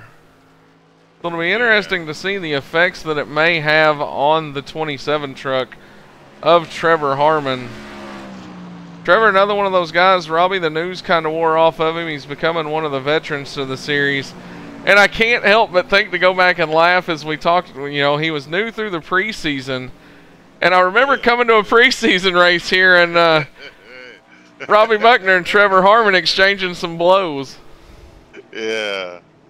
Yeah, Trevor and I didn't get off on the best foot. Me and him are good now. I love Trevor to death. Couldn't ask for a better guy to talk to, better guy to hang out with and race with. Love Trevor to death. But yeah, him and I had a run-in the off season. We had a pre-rich season race in Charlotte. I was running the top 10, had a chance. I was running 6, had a chance for a top 5, battling Gordon Larson there for a top 5. And Trevor was out on fresher tires than me and Gordon, and I kind of felt that he stuck his nose in a battle he didn't need to have his nose in. Kind of felt a little upset about that. And then we get here to Gateway, and he doors me in turns 1 and 2, causing me to go to the track and hit the wall. And at that point, I decided, well, I'm going to teach him a lesson. And we went down into turn 1, and I took the nose of my WFO truck, stuck it under the rear end of his riot truck. And it's kind of hard to make a corner when the back wheels aren't touching the ground. But not proud of it, but him and I had a conversation after that. We've been all good since then, but he keeps telling me he owes me one. So I know at some point I'm going to get it. Well, we've got... smile and laugh. Well, we've got 40 of you out there watching us right now on the Facebook side of things. We appreciate you all tuning in. Jeremy Cutt out there, this is awesome, fellas. Just got here from Flint, Michigan, and dig the racing. Well, Jeremy, we're glad you're enjoying your Monday night with us here at Backwards Hat Production. You can also let us know you're out there watching by using the hashtag Backwards Hat Nation. I checked that out today as we're just kind of trying to get that started. Mike Westman, what happened? Joined Encina Yellow. The latest yellow was a multi-car wreck off of turn 2. A few drivers just got loose, Trevor Harmon being one of those. Who is in first? Right now, Tyler Justice in the 24 truck out of the Mid-South region is your leader. Jared Mogard is in second. Third will be Zach Lindgren. Fourth, Blake Falone and Joe Burchett going to round out your top 5.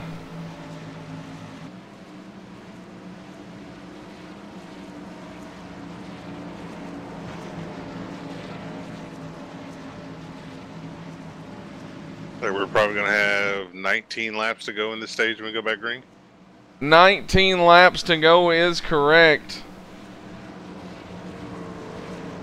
As they're going to get the 1 to green this time by, we would have usually talked to somebody under caution, but we'll let them get down to business here as laps winding down in stage 2. And Robbie, you know, we knew that stage points were going to be something that would really shake things up this season, and you know, by all means, it's been just that. As you know, we can't help but think your points leader right now missed the first 2 races of the season. Yeah, he missed the first 2 races of the season, kind of put him behind the 8 ball a little bit, but he's definitely battled his way back, and stage points has been a big part of it. But I tell you what's interesting is right now Tyler has stolen 10 points away from the field tonight by winning that first stage. Yeah, the Ring are going to come in here. The defending series champions win stage 1. So it'll be interesting to see just how stage 2, the closing of stage 2 goes, if anybody can get to him. One guy hungry from some stage points right now is Zach Lindgren in that 5-star Drafting Incorporated truck, Robbie. You know, Zach was the points leader through the first few weeks, and then Mogard stormed through the field, winning just about everything inside and has overtaken the lead. Zach still comfortably in the top 5, though. Yeah, Zach's still doing a good job. Definitely in solid position to make the hunt this year. But Zach wants nothing more than to go out there and win a couple more stages and get a couple more wins for the hunt goes. But we're back under green as Tyler Justice gets back on the loud pedal. Get us back underway. We got 19 laps to go here at stage number 2. Back underway we are. Tyler Justice going to gap the field by about 3 truck lengths into turn number 1. Meanwhile, behind him, a gaggle of trucks going to go 2 by 2. Everybody going to fight for a little real estate. You saw Zach Lindgren almost try the slider on Blake Falone. It didn't work. Didn't quite have him cleared. Falone's going to battle him now back into turn 3 on the outside. Yeah, Blake's battling back hard there on the outside of Zach. Oh, they touch, and then around. We saw a truck go through the grass. I believe it was the 51 truck of Brady Briggs. He did gather it back up, but he is going to lose a lot of time. Yeah, Brady's going to lose a lot of time there. But definitely good to see him save the truck. Whoa! As Terry Mason gets loose and snaps back around and turn number 2. All right, man. Caution. Terry Mason going to have a hard ride here. Matt McLean, the newcomer, going to be caught up in it. We'll go back and take a look at it. You heard Robbie call the action first. Oh, it was right on the downshift.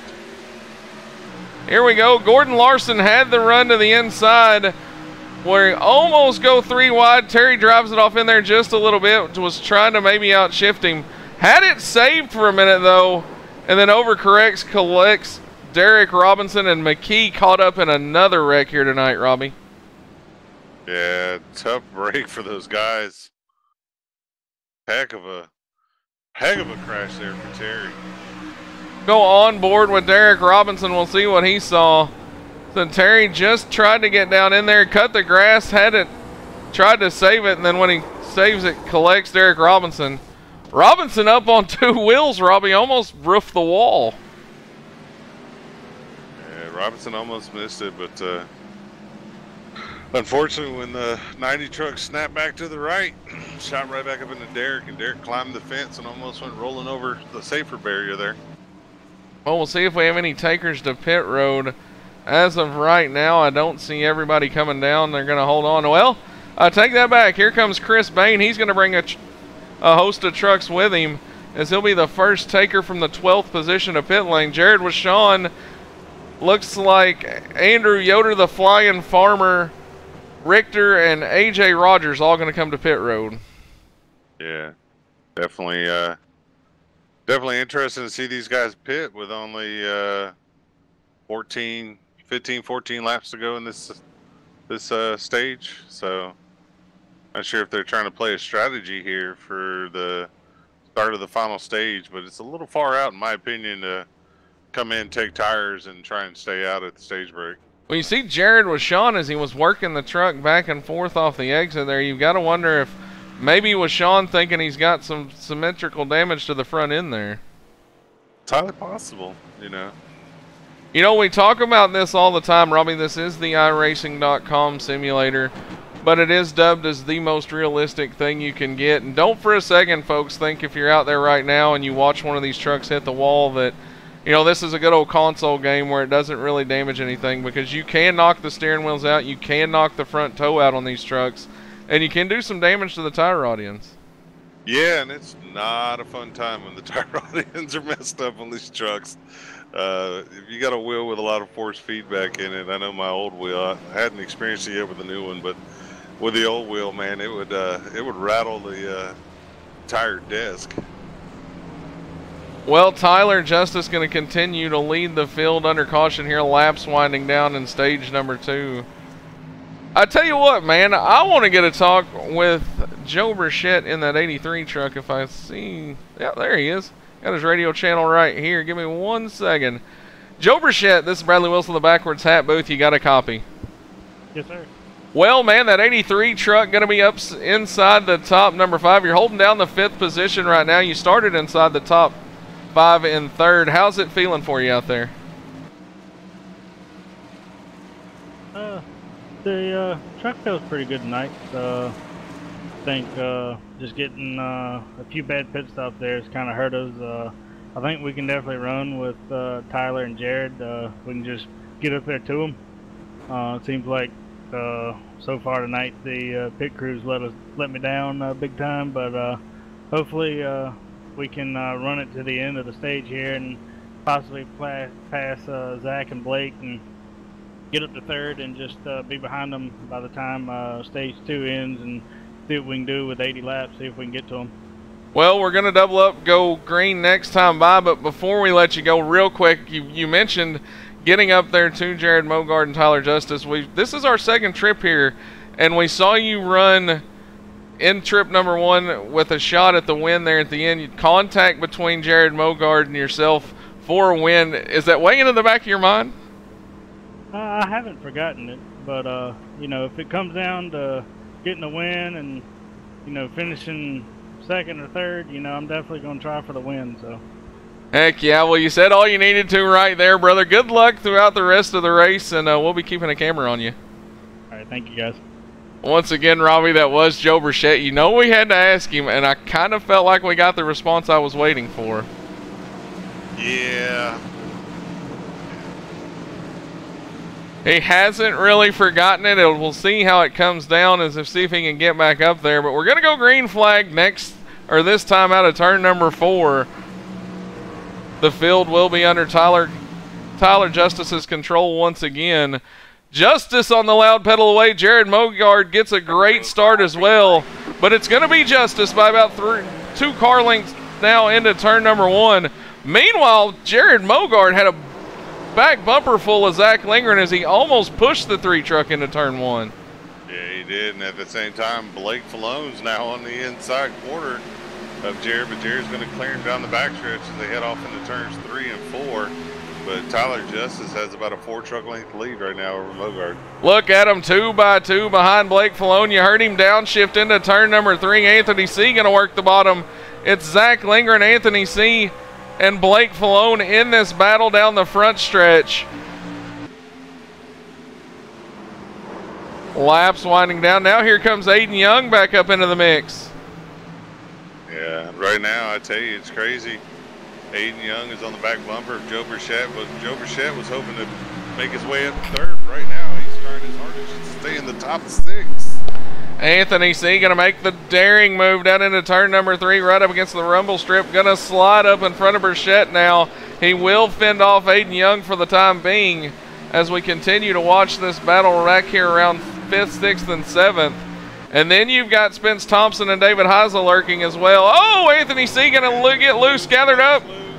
Heck of a job driving by both of those drivers. Blake Falone saves. Oh, Blake pounds the outside wall. Anthony C. went up, got the outside wall. Here comes Brady Briggs to the bottom now. Wow, what a job of driving by those drivers.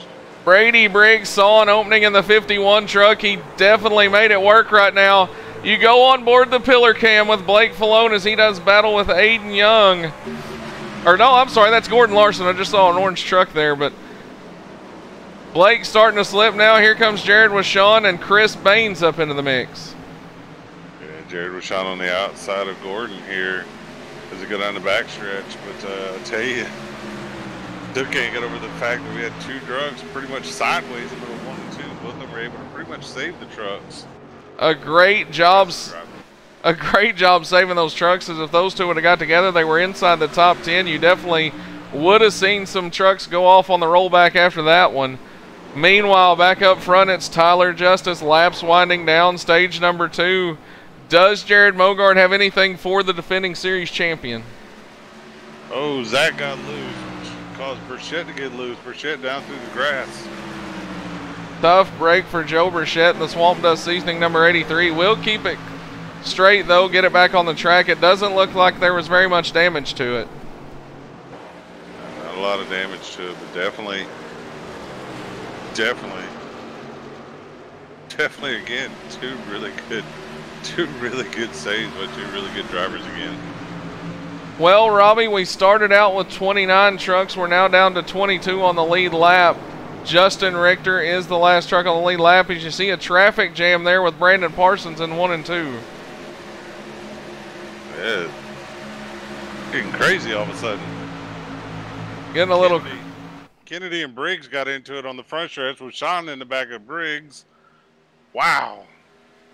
We zoomed out there. Give me just a second. We'll get it reeled back in here. We had a little camera difficulty. There we go. Back to the action now. We're going to join up with Trevor Harmon as he battles Brady Briggs, 14th and 15th positions. Tyler Justice, meanwhile, you get the other end of the spectrum. Tyler Justice still leads. Mogard trying to track him down. And then it's about a 2.6 second gap back there to Aiden Young, who's moved his way up into the 3rd position.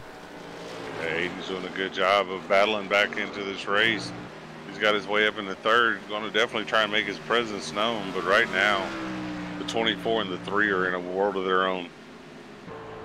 Go on board with it. Young Gun Creations supplying the paint job for that truck tonight. Definitely a good-looking truck for Aiden there, as Aiden's kind of dipped his hand in the creating and painting world, Robbie. Yeah, Aiden's newer to the creating his own skins, but he's doing a pretty good job. He's painted several for Thunderstruck Racing this year. Done a good job on those, and also does all the ones for Youngblood Racing. So definitely pretty truck he has out there tonight. Justin Richter going to be off pace. I saw a truck slow on my track graphic there. I'm not exactly sure what happened to him. Nonetheless, though, he goes through 3 and 4 right now, and here comes Tyler Justice, your leader, with Mogard into turn number 3. Not sure what's wrong with Justin there. It's almost like he's down on power, like way down on power.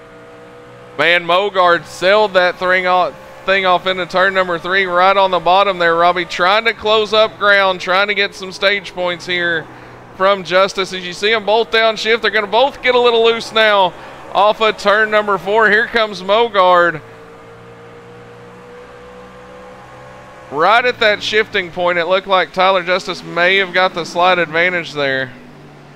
Yeah, it looks like Mogard's a little better on entry, but Tyler's a little better on exit, and I think that's where Tyler's making his ground on Mogard and making it hard for Mogard to actually get around him. We go back, we'll check back in on Joe Burchett right now as he had that mishap, got a little loose, went through the grass on the backstretch.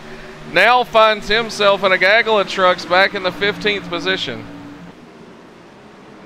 Yeah, Joe Burchett, tough break for him here in the last couple laps of this stage. Going from 5th place all the way back to 15th. But oh, Matt McLean. Matt McLean in the 88 truck going to go around off of turn number 2. We'll rewind it there, take a little bit of look, see if we can see what happened. Courtesy of the Backwards Hat Productions chopper.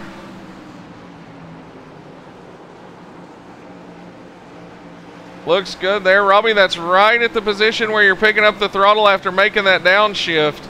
He's going to get loose. Blake Falone really with nowhere to go, just kind of gets in the back of him. But a tough break for those two guys. Yeah, right there, the exit is where you got loose, you know. Tyler Justice made mention of it in his interview, the fact that the bottom side after so many laps gets way loose on these trucks. I think it's just a matter of the tires being worn and loose. Down there on the bottom, you get to the throttle and it just loses traction. Well, there it was. You saw the contact. McLean going to get loose off the bottom. Meanwhile, Robbie, I believe that will be your stage, and all these trucks are going to head down pit road. Yeah, that was the end of the stage there. Tyler Justice is going to come on with the 2nd stage. So he won stage 1, now he's won stage 2. It's going to be interesting to see what happens here over the final 80 laps. Well, here we go. The truck's going to foul to pit road. And, Robbie, another part of the NMNTS rules package where if you are one of those trucks trying to get into pit road, you must stay to the right of it and go through no more than 2 spots getting to your box. Yeah, stay to the far right, allow everybody access to see their pit road signs. But if you don't do that, you can get penalized and get an EOL. So you got to be careful, and it works the same way on exit. Once you exit your pit stall, you need to make your way back out to the outside again. Battle for pit road. Tyler Justice going to win it. Jared Mogard going to, actually the top 3 going to come off pit road just as they came into it. Meanwhile, Spence Thompson going to gain a spot on pit road. Robbie, he's up to 4th. Yeah, heck of a job there by Spence. But I tell you, what about 5th place, David Heise? David Heise, one of the guys that came into this thing with a lot of optimism, said he didn't know how it was going to pan out, and he's got that number 711 truck into the top 5. Robbie, we talk about it, you know, just about every time I look at this truck. It's got that old school modified look to it. Well, it should. It's based off an old school modified, but I love that truck. That's one of the best paints I've seen come out of BA Graphics. I just love the way that thing looks. Well, I tell you what, we've got a second before they go back green. We're going to see, looking through radio channels here to see who could be the next person we talk to. Talk to Heise. I tell you what, I'll let you talk to Heise. He's having a good run. Let's give him some airtime tonight. Let's do it.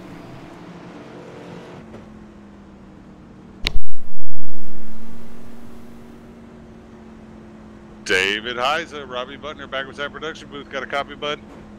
Hey, Robbie, how's it going? Man, not as good as you're doing tonight, brother. Top 5 so far. Solid run tonight, man. Came into the night thinking, you know, it was a love-hate relationship with you and this track. Well, I'm guessing tonight you and the track are having a love fest. You know, we've actually been running pretty good. You know, it helps to get out and run behind guys like Spence and folks like that to be able to get a feel for the track when you don't run it too often. So we've had some good fortune with some missing some wrecks up here. So far a good night. You know, we'll try to bring it home in the top 10, but definitely more optimistic than after qualifying. Well, heck yeah, brother. We'll keep up the solid work. Just wanted to give you a shout out for the solid run tonight. And hopefully we'll be talking to you at the end of this race for a good solid finish. Sounds good, Robbie. Thanks. Robbie, a heck of a nice guy there, and David Heise, you always like to see have a good run for HRL, and HRL is one of those teams that's all.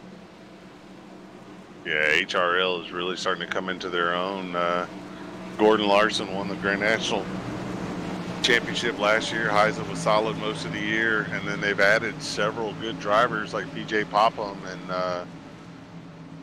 oh Lord, I done forgot the other drivers' names, and I'm pretty sure they'll yell at me later. But Craig Lerman's one of the other drivers, done a real good job this year. Matter of fact, I didn't even see Craig out here tonight. But the 43 truck missing in action. We're gonna call out this restart, and then I'm gonna get to Trevor's question out there in the chat. Hang tight with us. I will get your questions answered as we get set to go back green here. Robbie, it's the second stage is over, and it's all downhill from here. We're going to see who's got what it takes to pull off a win tonight here at the Gateway Motorsports. yeah, it's definitely right now. Tyler Justice is proving to be the guy to beat, so it's going to be interesting to see what happens here on this restart. Here we go. Green flag back in the air. Tyler Justice going to waste no time getting on the loud pedal. He's going to gap Mogard again by about 2 truck lengths as you see him storm off into turn number 1 from the flag stand there. Here comes David Heise, but he's got company in Chris Baines and Anthony C. on the bottom. Yeah, Chris Baines doing a good job of battling off of Anthony C., but Anthony's not going to go away easily. And how about the guy behind him, Joe Burchett, making a rebound after that almost spin at the end of stage 2. Joe Burchett going to try to rebound here. He's got a long way to go, and the time to get there is getting shorter and shorter as laps wind down. It'll be 77 to go this time by. And I know what a lot of you are thinking, 77 laps is an eternity. But Robbie, you know as well as I do, we're now down to crunch time. Yeah, we're into the final bit of the race where the intensity is really going to Oh, Chris Baines going to go around. Sorry about that, Robbie. I didn't mean to cut you off, but Chris Baines went around in 1 and 2. 3 more trucks collecting. It looks like the 51, the 11, and the 18. Go on board right here. See if there was anything to it. There was indeed. And it's another one of them things, man, where it was a downshift. You heard Chris Baines downshift right before that. And then, you know, he downshifted. Burchett may not have expected the downshift at that point in time. And from there, it's, you know, kind of everybody trying to find some place. Yeah, most definitely. We'll go on board with a gyro cam here on Blake Falone as he was one of the last ones into this wreck. He's doing battle back there with Andrew Yoder right now in about the 20th position. Wreck's going to happen up in front of him. See off in the distance, Baines is already starting to go around through the windshield of Falone. Kelsey Rogers went to make the move to the bottom. Falone had to make evasive actions, and Brady Briggs going to get caught up in it as well. Everybody going to get going back through the grass there. Andrew Yoder in that 18 truck having a rough outing tonight, the flying farmer out of Georgia.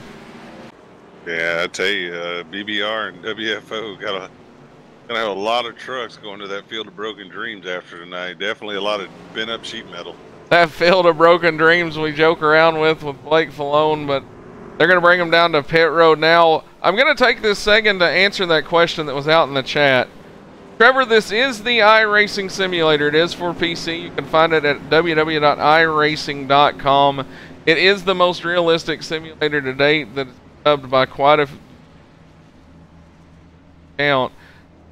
These are real life drivers. They're tuned in, logged into a server on the PC. Got drivers everywhere from East Coast, West Coast, Canada.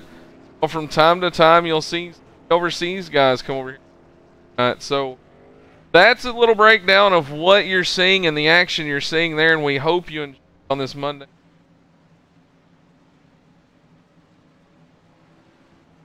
Well, Robbie, we get set to go here. They're pace around. It's going to be interesting now to see if these cautions can, how the pit cycles are going to. Yeah, it's definitely going to be interesting to see how it plays out. Right now, I'm listening to the driver chat, and the drivers are complaining of rain on the track right now. I feel like telling them that I talked to Brett Bodine. Brett said the track's clear, so. Yeah, I don't think we've lost the racetrack just yet. I tell you what, let's get a talk with third place Spence Thompson here. We talked to him. Check in with him.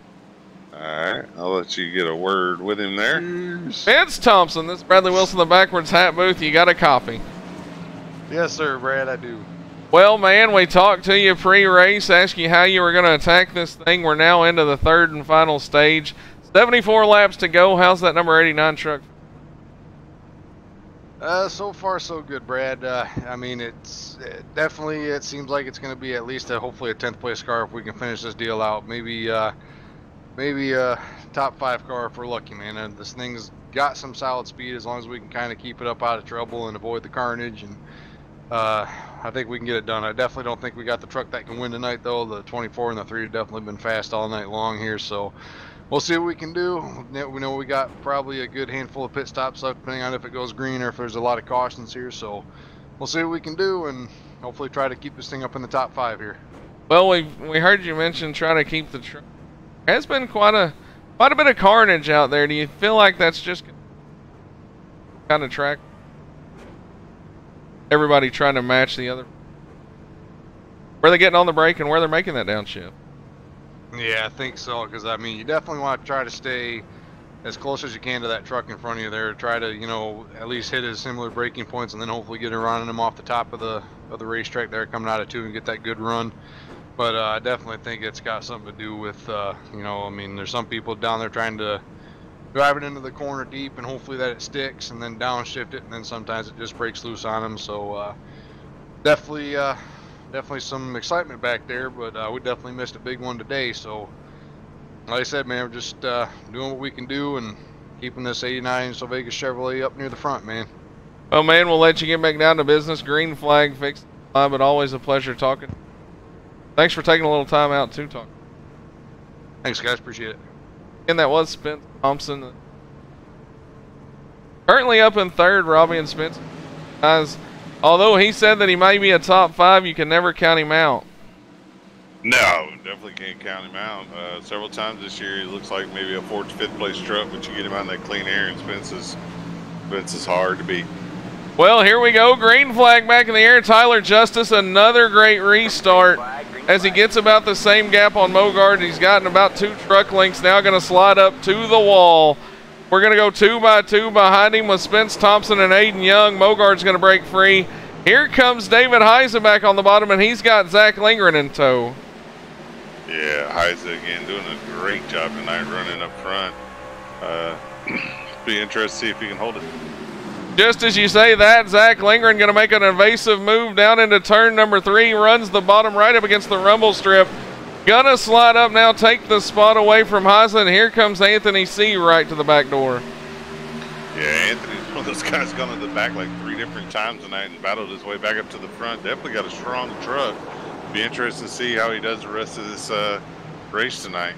One of those guys that's definitely passed about many cars on the racetrack as you could hope. And Robbie, David Heise, speaking of passing cars, you know, he started 24th inside the top 10. You've got to think that you're feeling pretty good right now, and confidence may be building lap after lap. Yeah, definitely confidence got to be building. And one thing David talked about earlier, and I think, you know, it's a lesson for all of us out there, is David knows the drivers that are in this league that are really good, and when he had the opportunity to run behind them. Oh, Blake Falone. Blake Falone, Kennedy, a bunch of them going to go spinning, trying to get them locked up. Blake and Blaine going to get together in the aftermath there. Finally finished off that 18 truck. We'll go back to the blimp cam here. The blimp cam courtesy of Backwards Hat Productions as we're going to take a look at this. I just switched to Justin Richter, and it looks like Blaine gets in there a little hot. Kennedy's going to turn it around, trying to miss him. Joe Burchett gets door checked by Briggs. and then gets into Blaine Falone again. I didn't see it till just now. Tough break for the Swamp Dust Seasoning number 83 Toyota, as it now has quite a bit of damage to that right front. Yeah, definitely some heavy damage to the right front on it. Several trucks took some big damage on that wreck. The carnage is taking its toll. Yeah, late stages of the race, and the definitely take its toll. That was the 9th, actually the 8th actual caution being brought out just recently when Blaine Falone got into the corner a little hot, got it sideways, collected a few cars. No takers so far to pit road, Robbie, as it looks like everybody's going to stay out. Now we're seeing some takers. Of course, Joe Burchett going to go down pit road, but one of the first guys is David Heise. He's going to lead Anthony C., Trevor Harmon, and a host of other trucks. Yeah, Spence Thompson also came to pit road on this one as well. Going to be interesting to see what the 2006 champion can do with them here. Fresh tires. Robbie, I know I was in an official race with Spence the other night, and we only had 3-4 laps on some tires, and I had decided to stay out. Spence decided to pit. Spence drove from 9th to 3rd, 3 laps to finish inside the top 3. Tires definitely. Yeah, tire fall off here is pretty massive, so if you get a chance to come in and get tires, come in and get tires. But I think really right now the biggest thing is, we're only on lap 93 of 160, so these guys have a long way to go as far as laps to go here. You're definitely, even if you pit now, you're going to have to make at least one more pit stop. Well, the viewers kind of fluctuating out there. We were at 31. Now we've bounced down to 25. Jeff Bolding out there joining us from Talladega, Alabama. Jeff, we hope you bring all the action here from the Gateway Motorsports Park, Madison, USA. As it's definitely been a wild one, Robbie, and tempers starting to flare, things starting to shake up here in the late stages of this race. Yeah, patience is definitely starting to wear thin on several drivers right now. But I tell you though, what usually ends up happening in a race like this, you have a lot of early accidents, and then these guys, they kind of settle down a little bit, get spread out, and we'll have a long run here at the end. Wouldn't surprise me to see us go green all the way to the end here. Well, I was gonna try to see if we get a talk with Terry Mason, who retired earlier, took that 90 truck. Looks like Terry is already checked out though, so best of luck to Terry and the 90 truck moving. Yeah, I'm pretty sure Terry loaded his truck up and headed home. Definitely not the kind of finish he was looking for tonight, especially after coming off a good run last week. Got an early exit. Nobody wants to. I tell you what, we've got Kelsey Rogers back on track. Good to see Kelsey get it back on track though, as he is currently in the 27th position. They went to work on that truck, got it repaired enough to go back out here. I tell you what, why don't you? I think I know who I want to talk to. Let you get an interview in. 1 to green, you'll have to make it quick, but definitely will. Andrew Yoder, Robbie Butner, back with that production booth. Got a copy? Yes, sir. I got you. Man, rough debut, or rough second debut for you tonight, man. Tell us how your night's gone. Well, I'm pretty sure in the aftermath of every caution that comes out, everything that comes out I get part of it because they're right in front of me and I'm having to break up. And that last one was just unfortunate. There was nowhere to go. And on a slick track like this, you brake too hard, you're going to spin around, but that was my only option. I hear you, brother. I would like to tell you the only thing I think you did hit tonight was the hot dog cart. So I still hold my record. I believe I hit everything, including the hot dog cart at New Smyrna. So hold your head up, brother. There's more weeks to come, and best of luck to you the rest of the season. 10-4, I sure appreciate it. Once again, that was the flying farmer out of Georgia. Got that 18 truck behind the wall right now, crewing work on it. But Tyler Justice, Jared Mogard going to restart this race once again. Green flag in the air. Justice going to waste no time, and this time he's going to get a little bit bigger a jump than he's been getting on Mogard. Comes up through the gears down the front straightaway. Now going to slide up.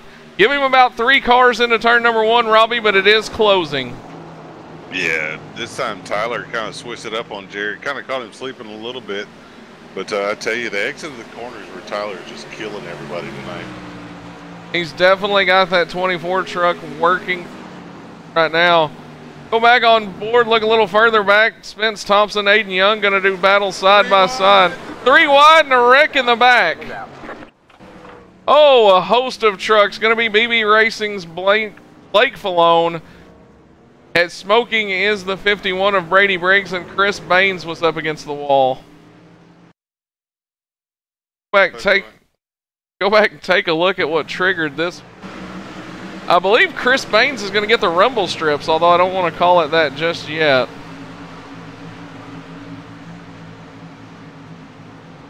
Oh, Chris Baines gets a little help getting into the corners, just trying to gather it back up, and is going to collect Blake Fallone. That would explain why he was 3 wide going into the corner. Go on board here. You see Baines a little off pace. Fallone's going to get the run. Now here comes Gordon Larson in that 00 truck, Larson Remodeling. Baines went to make the corner. Gordon couldn't quite get it checked up in time. From there, it's just kind of on, trucks piling up into it. I tell you what, we're going to take one more ride, and we're going to do it with the guy who probably just thought he was setting up for just another corner and is going to look to do battle with Richter. Go on board the gyro cam, and this is what it felt like to be Blake Fallone. Gonna go down in the corner, starts to make the arc. Everything's good here, good here. All of a sudden, contact, and he's going around. Luckily, he kept the nose of the truck clean. Probably kept it off the wall. Most of that damage is going to be to the rear end, quarter panels, and sport. Yeah, done a good job of keeping the nose out of the wall there. Definitely more rear end damage than anything. But Chris Baines definitely took a pounding along with Brady Briggs. That might be the end of the race there for those two gentlemen. A tough break for those guys indeed. Feels it looked like Baines was getting ready to set. Gordon Larson didn't anticipate it. And it's, like I said, man, it's one of them downshift. And you saw this, you know, it's not like it's just the all week long. Yeah, it's crazy, man, the way the stuff's going, man. But sorry, I kind of got off guard there. Someone called my name over the all team channel. I guess they're used to me admin, and they kind of caught me off guard there. So, but yeah, it's an interesting night. See how everything's going, and these guys are doing a good job battling a slick track, and get down into a corner, and you just kind of miss it.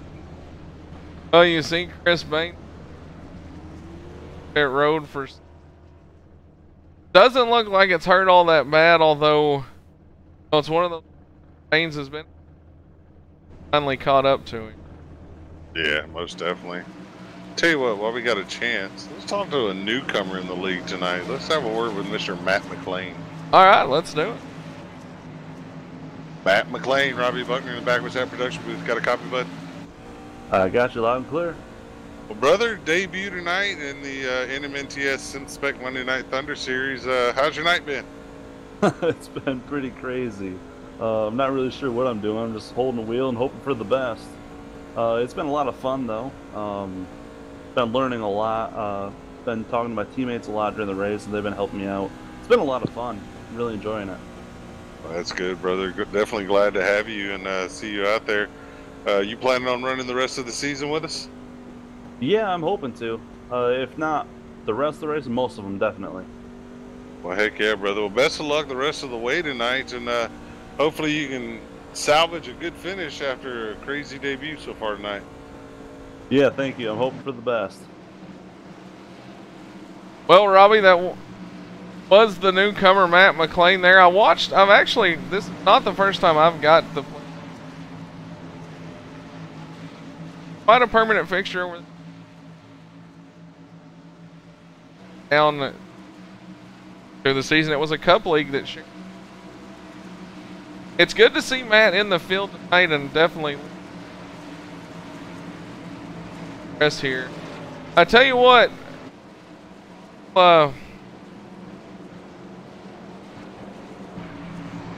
was gonna word with Brady Briggs, but it looks like Brady has already checked out as well. Tough break for the driver of the 51. Yeah, pace cars on pit road.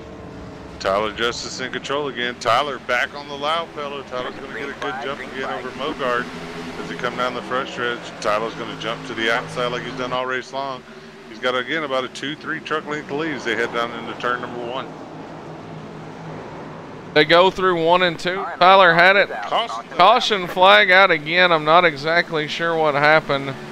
Looks like it may have been the 42 of John Kennedy. I see the bad to worst. And Blake Falone caught up in it again. Go back, take a look here. And it's like 27 got into the 11 there. Go high above from the blimp cam here as they go into turn number 1.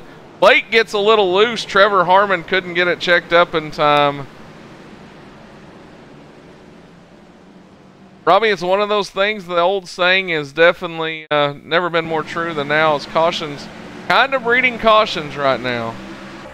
Yeah, it's definitely a frustrating night for these drivers. It's starting to really starting to mount up. Right there, you're going to see Blake get loose. He tried to catch it. Trevor didn't have time to catch his or get in the brakes. Trevor's going to go off and, minimal damage to the 20. Not going to be the case for Blake Falone. He was kind of unfortunate. Got tagged by Kelsey Rogers as they. So another tough break for BB Racing driver. We talked to him. We talked to him in between stages, and truck was up front and got a little rockier of a path since. Yeah, it's almost like the broadcaster's curse tonight with the guys that we've talked to. Well, we still have 19 trucks on the lead lap, though. Brady Briggs is going to be 5 laps down. Another tough exit. You've got to kind of wonder when he's going to catch his break, Robbie, as he's had fast out and just hadn't had the finishes to. Yeah, Brady is definitely a very fast driver. Unfortunately, he's got a rough patch he's dealing with right now. But definitely a driver that should keep his head up, keep moving forward. Good things are in his future here in the SimSpec Monday Night Thunder Series. Well, you look at Tyler Justin. Tell you what, talked to quite a few people. Let's talk. I have a feeling he's going to let us know it's been a little up and down. All right. Anthony C., this is Bradley Wilson, the backwards hat booth. You got a copy? Yes, I do. Well, man, I think you've passed the most trucks on the racetrack tonight. You've had to come from the back more than once. Somehow you've kept that 98 truck relatively clean, and now you find yourself up inside the top 10. Just outside the top 5 and 6. 7 laps to go. But I want to hear it in your words, man, from a driver's perspective. What's it been like out there? Oh, it's just been crazy. I don't even know how I'm all the way up here from being in the back, I think twice, hitting the wall, got damaged and everything else. I'm just trying to, right now, just take my time and work my way back up. These cautions are really not helping. Well, man, we've talked about how cautions do cautions here. A lot of the wrecks we're seeing, though, it seems like it's just somebody getting in, downshifting, some not being aware of it behind them, and or you know it, you're checking up, and then you've got guys on the brake, and you run a lot of rear brake here, and when you get the brakes, it's just coming out from under. Oh, yeah, that's what happened with me with the first caution. I downshifted going into turn 1, and I wheel hopped it, but yeah, a lot of the cautions with people's braking points in turn 1, it's very different on people because the more people you got in front of you, the harder you're gonna have to brake. So turn 1's where all the action is, and that's where all the accidents happening. Well, Anthony, it looks like we're ready to double up here. Back green. We'll let you get back down to business. Do you think you've got anything if you can get cleared of challenge for a win? No, Tyler and Jared Mogard, they got the fastest trucks, so I have a top 5, but that's all I think I have for tonight. All right, man. Well, good deal. We'll let you get back down to business, but we appreciate you taking some time. Thanks, guys. That was Anthony C. And Robbie, no matter how crazy his night gets, he's always definitely one of the more upbeat guys in the league. Yeah, Anthony's definitely one of the newer comers that is definitely making his presence felt. You know, right now he says he feels like he only has the top 5, but I guarantee you, he has an opportunity to win this thing at the end of the race. Anthony's going to give it 130%. He's going to try his dangest to win this thing. Well, I see a couple guys out there. Chris Baines, Brady Briggs. He's destroyed. See y'all next week in Chicagoland. And Brady, I think I was in every wreck. Thing finally blew. We'll try again next week. Well, guys, it's tough breaks, but we hope to see you back in Chicagoland next week as we go green flag back here at the Gateway Motorsports Park. Tyler Justice going to get the jump again. Jared Mogard can't really do anything with Justice as he utilizes that low line. Robbie runs it right up against the wall until that very point where he's going to bring it to the outside wall to get the arc. Yeah, definitely. Tyler's done a good job of restarts tonight, but Mogard's starting to get him figured out. Tyler's not getting as big of a jump on restarts as he has been given. Well, I tell you what, Robbie, it's getting late in the night. 55 laps to go. Let's crank it up one more time. Heck yeah, turn on them iPads, crank them all the way up as loud as you can. We are going crank it up style here at Gateway Motorsports Park.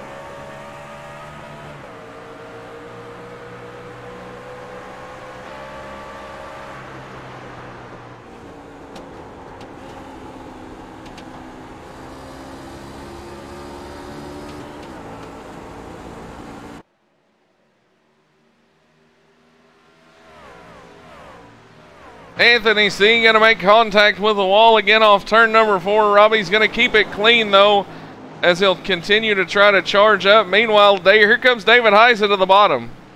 Yeah, David Heise battling back on the inside, trying to get back inside the top 5 there. I tell you, though, during that crank it up, not sure if the fans noticed it or not, but Justin Richter spun off of turn 2, got it down in the grass, was able to keep it moving and kept caution from coming out. Frankie Gonzalez out there joining the chat. What's up, man? We hope your Monday night is going rather good. I was already trying to go to Friday, Robbie, but yeah, I know, right? Hope your Monday night's going great and you're enjoying all this action here from the Gateway Motorsports Park. 51 laps to go. It'll be 50 next time by. Tyler Justice continues to lead, but Mogard is lurking.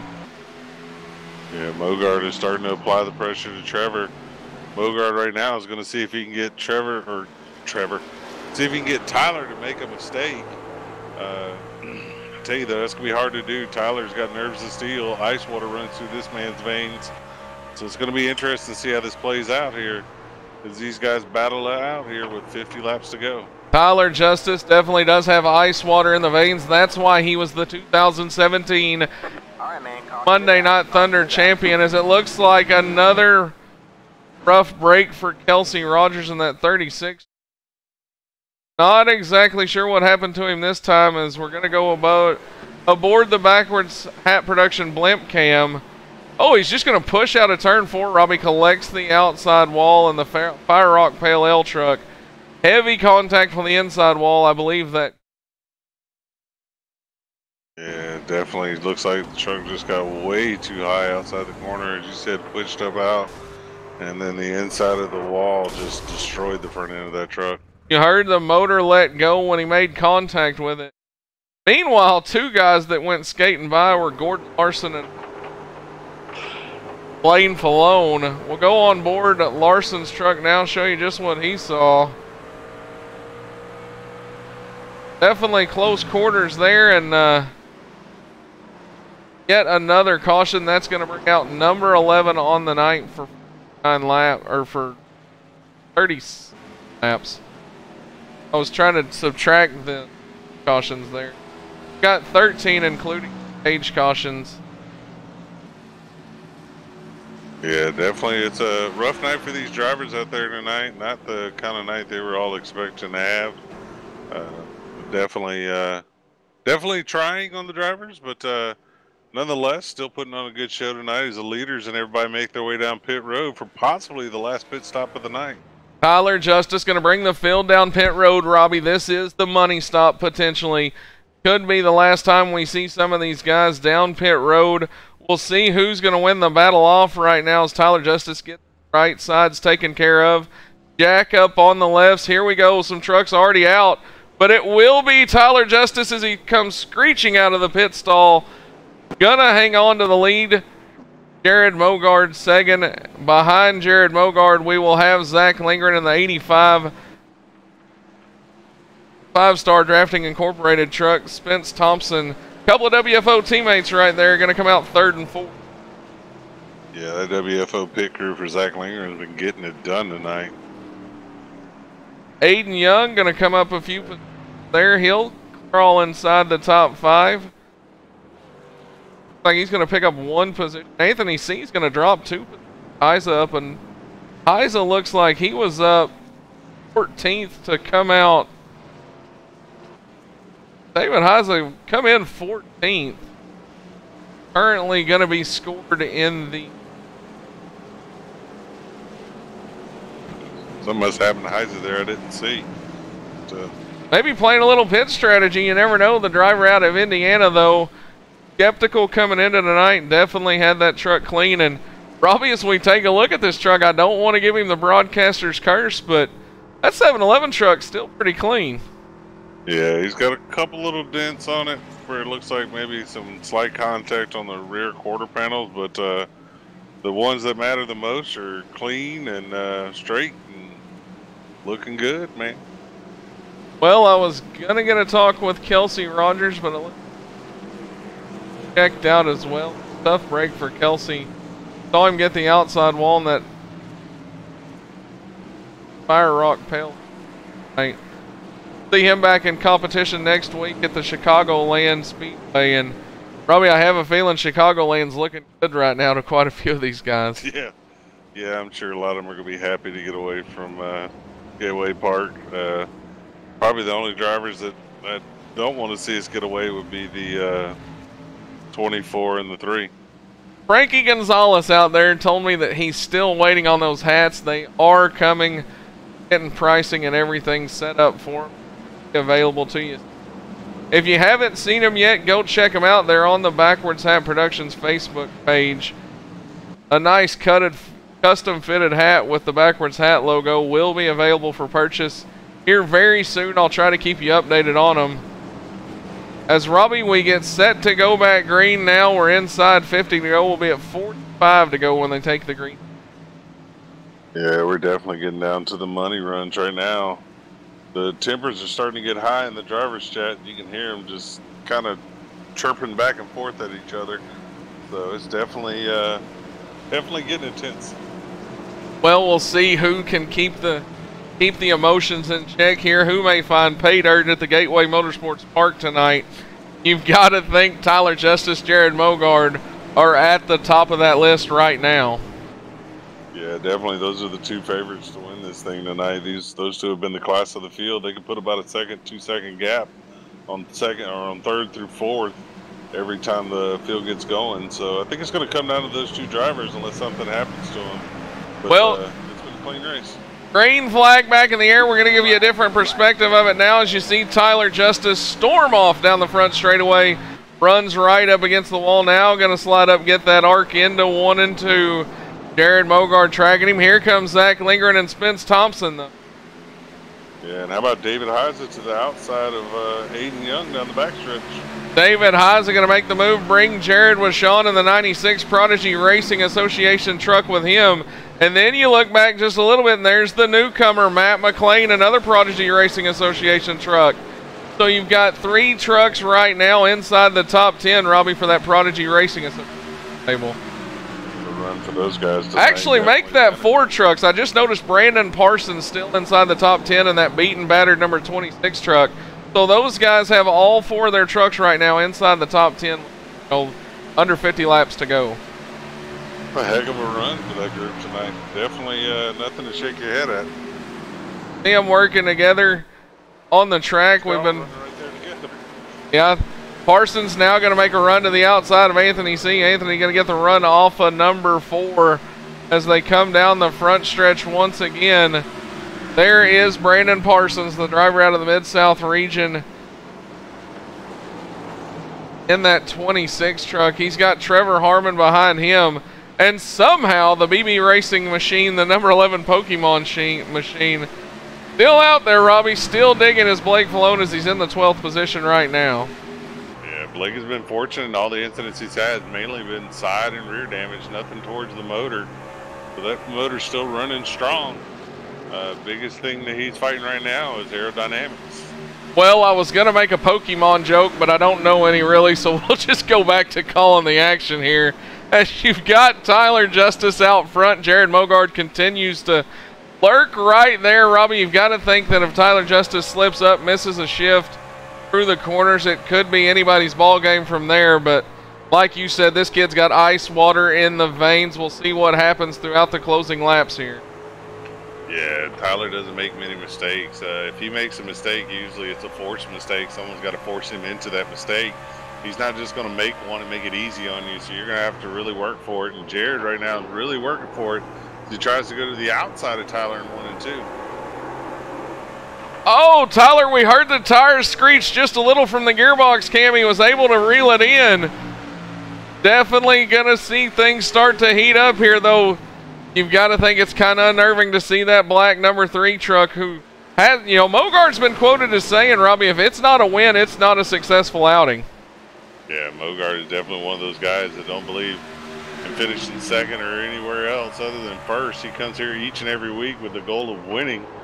Mogard is here for one reason only. He wants to win the NMNTS Championship Series, and he wants to do it in dominating fashion. Tyler left a little bit of the bottom real estate open that time through 1 and 2. Mogard looked but couldn't get anything going. Another interesting fact, Robbie, will be if these guys start to battle side by side, that brings Zach Lindgren and Spence Thompson up into the mix. Yeah, the more they battle, the slower they're going to go around the track, which is going to bring Zach into the mix. Right now, Zach will be the one that'll get there first, and once Zach gets there, it'll bring Spence into it. So it's going to be interesting to see how this plays out, but right now, I tell you, Bogart's a lot better on entry than Tyler, but Tyler is killing everybody on exit right now. Tyler seems to be giving up a little bit of the entry to get that run off, and right now that is the difference. As you see Mogard throw that thing in there deep as he goes right to the rumble strips in 3 and 4. Tries to make up a little bit of ground, but here comes Tyler with that excellent run off again. Nonetheless, this is about 0.2 of a second where it has stayed, and then Zach Lindgren back there is closing. I looked at Zach's lap times just a second ago. He's right there on par with the leaders. Tyler Justice was the fastest truck that time with a 34.421 to Jared Mogard's 34.438. But Zach Lindgren ran a 34.493. And that is where you see that gap between Lindgren and Mogard as Zach will pick up a little bit, lose a little bit. And Robbie, you've got to wonder if right now Zach Lindgren's playing the tire saving game, because we know he's great at conserving tires. Yeah, Zach is one of the better drivers in the league at conserving tires. But I tell you, don't discount the 24 and the 3 when it comes to saving tires. These guys do a good job of being able to run hard but save some. And I tell you, one thing I've noticed about Jared Mogard here recently, he's starting to mimic Tyler Justice's line. You watch Tyler in the corner. Tyler has a very late apex to the corner. He almost hits his apex on exit, kind of like a reverse diamond on the corner. Caution flag's going to fly. It's going to be for the number 21 Wawa truck. That's Blaine Falone, the other half of BB Racing, twin brother actually to Blaine. Bobby. Going to see what happens to him. Like it's down in the grass right here. We'll take a look at it from the Backwards Hat Productions chopper, as it looks like they're doing the downshift to the transition and it's just going to get out from under him. Yeah, it just broke loose on him there. Right there on the exit, it just breaks loose. Andrew Yoder late into the frame go by there. Good job for Blake Falone. Lane Falone. And bring it right back up into the middle of traffic. Robbie, pit road's getting exciting again. We thought that that might be the money stop, but here we go. 35 laps to go. Everybody's going to come down pit road again. Yeah, definitely. We had a long enough run there where all the goods pretty much worn off the tires, and now the guys have to come to pit road. If you stay out, you're just a sitting duck. So definitely, here's another money stop for these pit crews. See how they do. Tyler a little sideways in his pit box. See how that may hurt him here. Here we go. Robbie just said it. This could be the money stop. Right side's down. They're going to go to work on the left side of Tyler Justice. Meanwhile, here comes Spence Thompson, Zach Lindgren. Battle off of pit road, and it's Jared Mogard this time, Robbie. Yep, Jared Mogard. Looks like Spence Thompson is also going to get through there. Quite a few trucks going to go by. However, Tyler Justice will come out on the bottom groove. But nonetheless, Robbie loses 2 spots on pit road there. Yeah, I think that entry into his pit box is what killed him there. His truck was a little sideways, wasn't straight. And believe it or not, that can make a big difference in these pit stops. Well, here we go as laps continue to wind down. Will be 35 to go this time. 30 when we go back with 1 to go here. Robbie, I tell you what, talk with Jared with Sean. Alright. Jared with Sean, this is Bradley Wilson, the Backwards Hat booth. You got a copy. Well, man, the Easter egg's been put through the paces tonight. As you've seen, a lot of action, had to dodge some carnage. Tell us how it's been out there from your point of view. It's been interesting. I think it's probably beat up pretty good, but happy to be in the top 10 right now. Well, at one point just now, Robbie and I were looking and scoring the Prodigy Racing Association. You've got all 4 up inside the top 10. It's got to feel good team morale overall there as you all come off the pits and you're going to be 1, 2, 3 where you're running right now. Yeah, hopefully we can finish like this. This is pretty cool to all be running together, having Matt come into the team, and he's running good, so it's nice to have us all together. Good deal, man. We wanted to get a word with you here. Back down to business and go get the 1 degree next time by. Lots will go off on the pace car, but before we do, man, is there anybody you want to give a shout out to out there? I'd like to thank PRA for building a strong truck for this race, because we definitely needed it, and thank my teammates for the help, because I was not looking forward to coming into this race, and thank you guys for broadcasting. Well, you'll definitely have to probably reskin it, but the reinforcement job right now. Good luck through the rest of the night. That was Jared with Sean, driver of the number 96 Prodigy Race. Robbie, you can kind of hear these drivers starting to get a little, maybe a little worn out now. Yeah, definitely starting to get tired. It's a long race. Definitely takes a toll on you. But I tell you what's interesting. I was listening in on the driver chat there, and Spence Thompson, who's going to start on the outside of row number 1, was kind of just letting Zach and Tyler know that, you know, if they get a run, you know, he's not going to block them and hold them up. He's going to let them go. He knows they've been faster than him tonight. Jared Mogard, the leader, told Spence he needs Spence to act like his truck's 10 cars wide and hold them all up. Well, here we go. It'll be 32 laps to go when we take the green. We're going to switch things up, and it's going to be rather interesting to see how it shakes out. We're going to go on board with Tyler Justice here as we've got to look at his starts all night.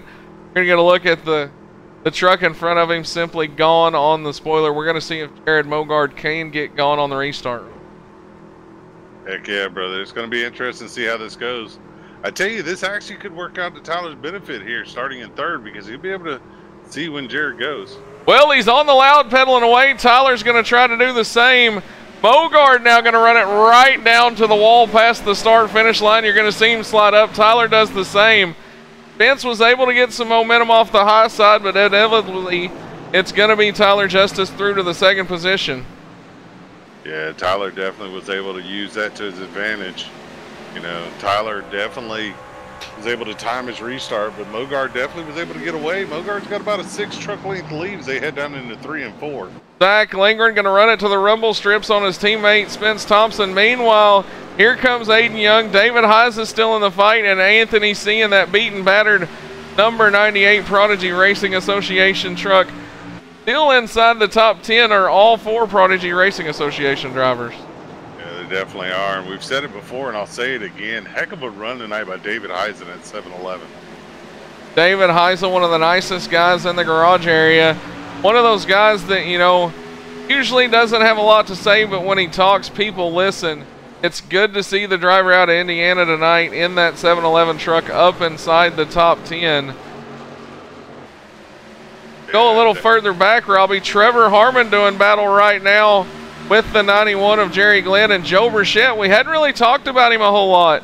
That right front damage may be hurting the Swamp Dust Seasoning Toyota as he got involved in one of those wrecks further in the back of the pack and just really hadn't been able to climb out of that hole. Yeah, Joe Burchett definitely had a strong truck early in the run, but that right front damage is definitely probably hurting him down the straightaways. But as we said that, he's going to the inside of Trevor Harmon in 3 and 4. Trevor and Joe are going to battle it out as we exit off of turn 4 right now. Trevor with the edge, but Joe battling hard on the inside. You saw it. You couldn't have fit a piece of paper in between them off the exit. It's going to be Trevor Harmon, but here comes Joe Burchett down to the bottom again. Makes the downshift, going to look for a little room. Can't quite get the slider as Harmon's going to fight back on the outside. Yeah, Harmon with the momentum going down the backstretch. He's going to get about almost clear of Burchett as they get down in the corner, but Burchett's going to drive it off in there and try not to slide up into Trevor as they go through 3 and 4 again, side by side. Jerry Glenn, though, in front of them, looks like he's going to have a say in who wins this battle as they catch up to the back of Jerry. Burchett might try to use the 91 car of Glenn as a pick. As Blake Falone's loose again. They're all going to be, well, Jerry Glenn's going to go through the grass. All right, man, caution flag will fly one more time. Blake. It is not what Jared Mogard wanted to see, as he had quite a bit of lead on Tyler Justice, and it has all gone away. 47 of you out there watching right now in the Backwards Hat Nation. All of you, 49. Now we're to 50. It's kind of fluctuating, Robbie, between and 40. Now make that 54. We hope all of you are enjoying Friday night in this.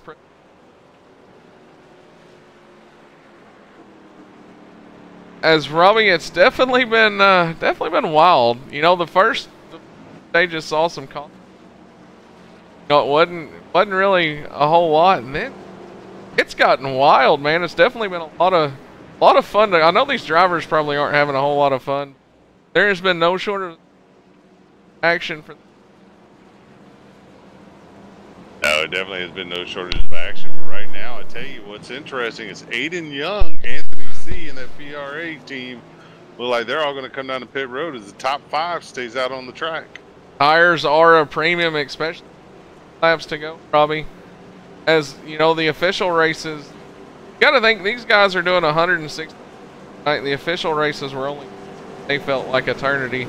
So I can just imagine what these guys are going through. But get a look at Aiden Young as he's going to bring the field down right now, and got to think, you know, this could be the strategy that lands Aiden Young a top 5. I tell you, if this thing runs out, Aiden Young's going to have about 10 laps fresher tires than everybody else. That could definitely play to his advantage. Aiden has definitely been a quick truck tonight, just hadn't had the track position. It'll be interesting to see how this plays out for him. But right now, the best he's going to be able to do is he's going to come out 7th off pit road. That's not far back in the field if you think about it. No short-term loss, long-term gain. Long-term gain is the front right now. You know, another truck that's going to be on fresh tires that they level out that plate. 83 of Joe Burchett. Yeah, Joe Burchett, definitely a fast truck. It's going to come out with fresh tires, but Joe's got a good bit of damage. Not sure how much that's going to affect him. Just happened to switch over to the Facebook chat. Notice that Aaron Vincent says one of our mics is going in and out. Aaron, if it's Robbie, if you would type Robbie so I can fix mine. If it's Bradley, say Bradley so Bradley knows it's his. Well, trying to fix mine. It may have been mine. I turned the gate up on mine quite a bit.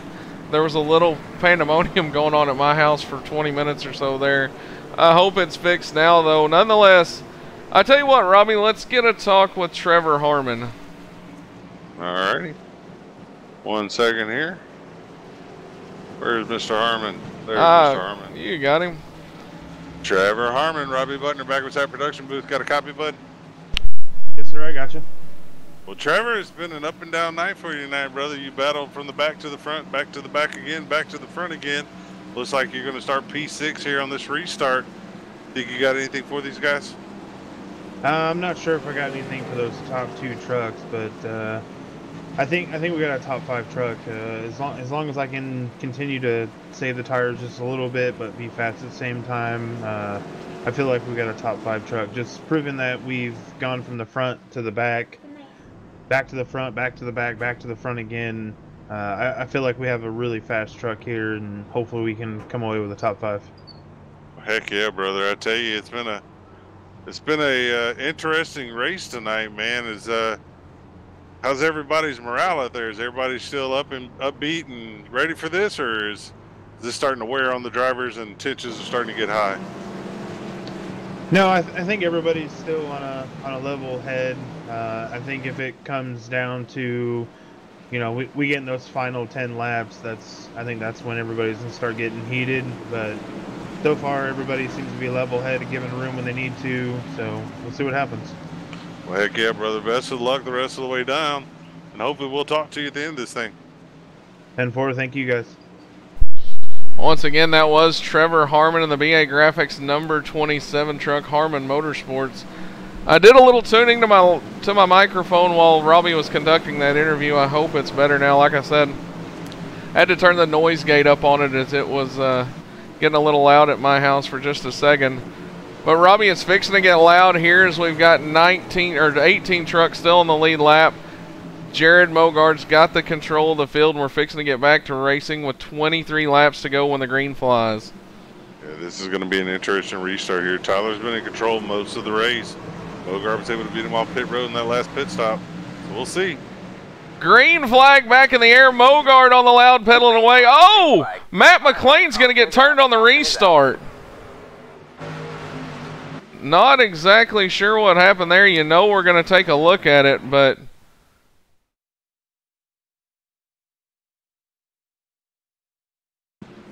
see what happened here, Robbie. That was kind of a crazy turn of events. Yeah, that was...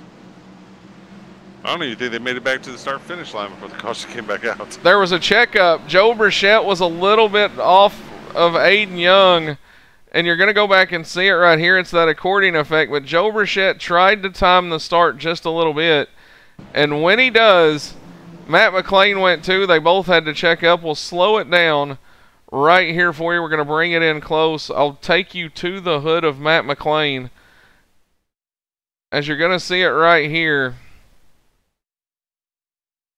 Burchett's on the accelerator right now. At this point, McLean starts to pick his up, and then they both have to check up right there. McLean gets into the back of Joe Burchett just a little bit. Blake Falone with nowhere to go, and from there it's pretty much on. Yeah, it's pretty much free for all from that point. But man, Robbie, definitely set us up for a 20-lap shootout here. I'm beginning to think that there's a full moon tonight here at the Gateway Motorsports Park. Is definitely in the late stages of this race now. Things starting to happen, so it's going to be interesting to see, especially when you go back up front here and you look at this year's points champion hopeful Jared Mogard and the defending series champion Tyler Justice. Both of these guys, Tyler Justice, of course, a champion in the league. There's not much more you can say about this kid that hasn't already been said. But both of these guys are definitely stand-up guys, and you're going to see a hard race here, but I think you're going to see a clean one to the end. Oh, yeah, most definitely. Definitely, you're not going to see one of these guys dump the other ones. They're going to race each other clean all the way to the end. Maybe a little bump and run, but that's good hard racing, in my opinion, if you give somebody a bump and run. But definitely going to be be a shootout between these two guys. And again, just kind of looking through the chat here, I saw Frankie Gonzalez join. Frankie, thank you for your nice words out there, brother. Glad that you enjoy our broadcast, man. That means a lot to know that you guys enjoy our broadcast, and good to see you guys come out and support us each week. I tell you what, I see Michael Redding's comment out there in the chat, so we're gonna actually get a talk with his driver, Tyler Justice, here one more time. We're gonna see what Tyler thinks. We would talk to Jared Mogard, but the team channel is unavailable, so we'll talk to Tyler Justice here. Tyler Justice, this is Bradley Wilson, the Backwards Hat Booth. You got a copy? Yes, sir. I got you. Well, man, you've led just about everything in this race, won both stages. That late pit stop there is going to see you in second. Do you think you've got anything to retake the lead? I think I do. I just got to hang with him on the restart is the main thing. If I can be up close with him on the restart, I think I might be able to get a nose on him and get around him. But we'll see here. But like you said, came into that pit stop there and lost 2 spots there on pit road. So not what we wanted to see, but we'll fight back and try to get the win. And if not, we'll settle in here for second or third or wherever we shake out. Well, I wanted to talk to you real quick under this caution. We're going to let you get back to business here shortly, but Michael Redding out there in the chat, someone tell Tyler the boss is watching. Let's bring it home for MR Motorsports. So we wanted to talk to you late in the race and deliver that message, man, and wish you good luck here. 10-4, I appreciate it. I always boost up my confidence hearing people cheering me on. Good deal, man. Well, we'll let you get back down to business, and good luck in the closing laps. All right, I appreciate it. Once again, that was Tyler Justice, your 2017 and defending Monday Night Thunder champion. Robbie, you know, you've got to think you heard it in Tyler's voice, and there's definitely a lot of confidence in the young driver's voice, and that's mostly in part because he's been here before. Yeah, this ain't Tyler's first rodeo. Tyler's definitely been in these situations many a time. You know, I've watched Tyler do some amazing things with one of these trucks last year watching him race. So I don't put anything past him at this point. I think, you know, it's anybody's race at this point. But I'm going to go ahead and tell you, we can't sell Jared Mogard short. Jared Mogard has put on a whale of a show this race also. Definitely one of the 2 fastest trucks. And Jared Mogard has proved week in, week out that he's definitely a serious contender for our championship this year in the NMNTS series. Well, he picked up 4 wins in a row in the early part of the year, then kind of slid off and was back to winning form last week. But man, as we sit here and we talk about the top 2, you got to go back and you look at 3rd and 4th. You see Zach Lindgren there, who missed the hunt by just a very little bit last year. And then you look at your 2016 champion, Spence Thompson, who's had an up and down kind of uncharacteristic Spence Thompson year. But definitely Spence Thompson's won championships. He knows what it takes, and he's been in this position as well. And then you go back 1 row further than that. David Heisel would love to capture his first win. And you've got a hungry Aiden Young, who's definitely trying to once again prove his foothold here as well.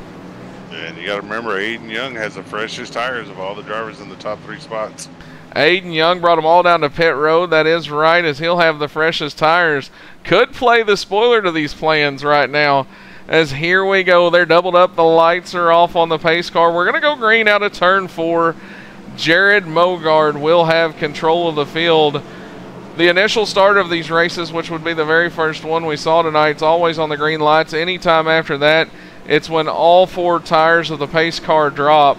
Jared Mogard can go at any time in between that and the green flag. That's what's labeled the start zone here.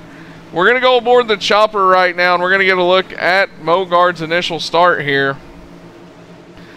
Pace car's getting ready to make that hard left on the pit road. It does. Mogard's going to drag him now a little bit. Now he's off and away. Green flag in the air. Mogard back on the loud pedal. Didn't quite gap Tyler Justice as much as he had, though, Robbie.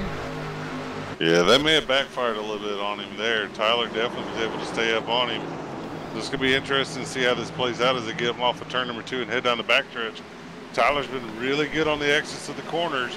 Mogard's been getting in the corner better, but Tyler's definitely been better on the exit. Jared Mogard, Tyler Justice, Zach Lindgren, Spence Thompson, and now David Heise going to look to the bottom of Spence Thompson. Didn't quite get the momentum, and he's going to slide back just a little bit. And here comes Aiden Young on those 4 fresh tires. Does the kid out of New England have anything to play the spoiler? It's going to find out, and it's going to find out in 17 laps. Oh, how's it going to get loose? Goes through the grass. A heck of a job keeping it under control there. Uses the pit road. Here we go, back to the battle for the lead. It's Tyler Justice. Going to look to the bottom in 3 and 4. Mogard's not going to do him any favors. Puts it on the door. They'll go side by side through 3 and 4. Who's going to win this drag race into turn 1? Mogard looks like he's going to be able to clear Tyler there. Mogard definitely putting it on the door, was able to kill Tyler's momentum, but Tyler's going to drive it in down in turns 1 and 2. Get to the bumper of Mogard. We talked about the respect between these two drivers. As you saw Tyler Justice get right to the back bumper there, could have easily gave Mogard the bumper. Didn't do it. That's the product of being a champion here and one of the most respected drivers the NMNTS has ever seen. As you've got, he lost a lot of ground though to Mogard, Robbie. Yeah, it kind of killed his exit. Tyler's been giving up entry to gain exit. That time I think he tried to drive in there just to see if he can keep up with Mogard on entry. But Tyler's going to have to get back to doing what Tyler does best, get that exit.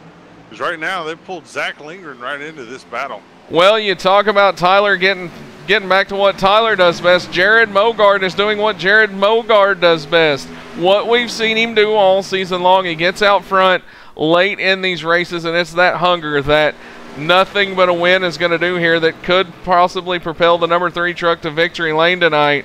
As Zach Lindgren now just kind of lays in wake, trying. All right, man. Caution is out. Caution is out. Wow. Looks like it's going to be the 83 of Joe Burchett if I'm seeing things right, as well as a lot of other trucks. Holy cow, Joe Burchett got stuck in the wall. Well, you know, when Robbie gets that excited, we've got to go back and take a look at it. We're going to do it from the chopper. Burchett and Aiden Young, close quarter racing there. They just kind of come together, man. Holy cow. I see what you were talking about now. Burchett gets stuck in the wall. It was probably better that he got stuck in the wall like that instead of coming back across the racetrack, because if he does, that instantly goes from a one or two truck wreck to, you know, multiple trucks getting taken out here. Shit, that's a gyro cam right there. I don't usually call for the gyro cam, but I think that's a gyro cam. Holy cow, you see the truck hit the inside wall, back tires up in the ground. I tell you what, we saw it from the gyro cam. I'm going to give you another little shot here of it. We'll go right here off the right front suspension. We'll see it do battle.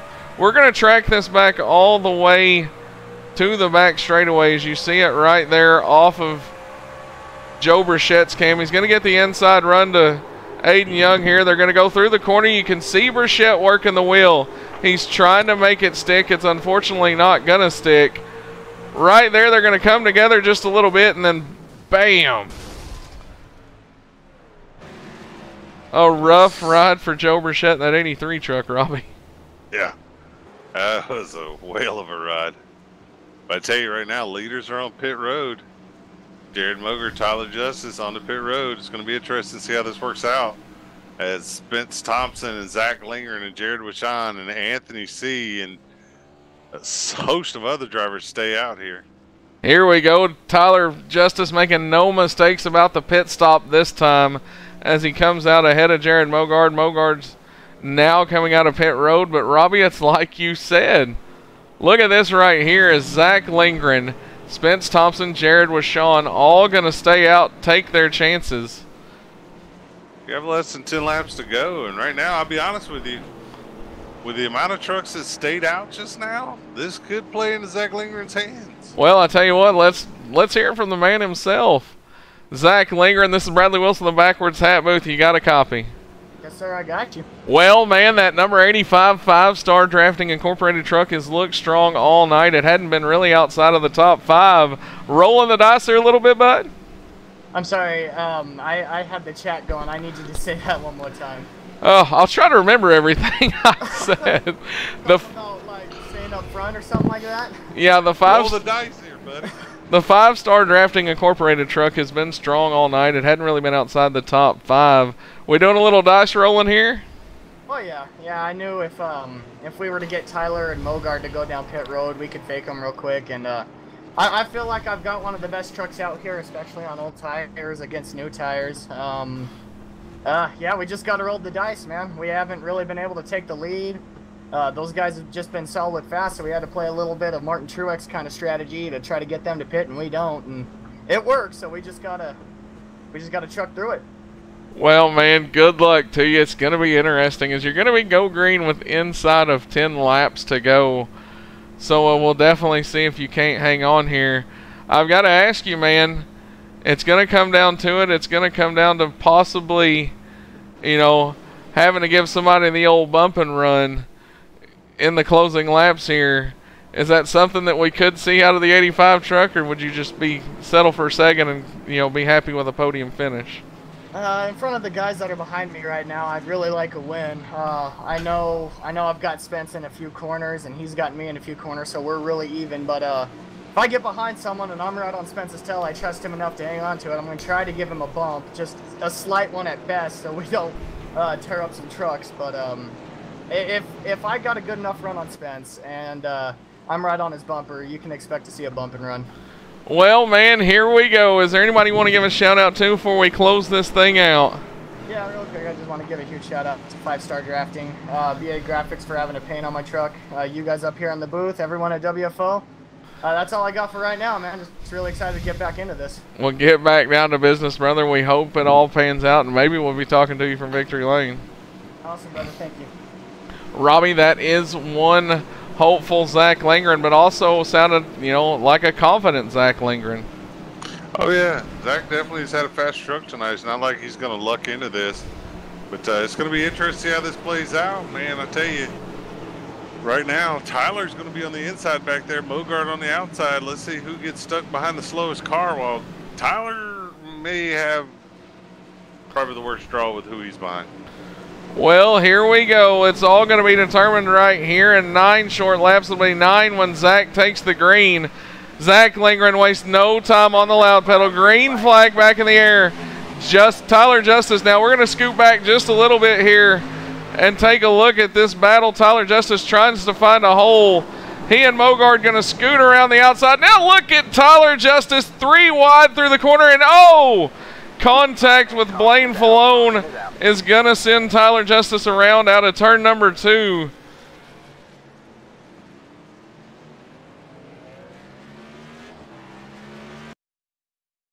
Robbie will go back and take a look at it. Definitely he and Mogard trying to do all they can there to get back up to the front.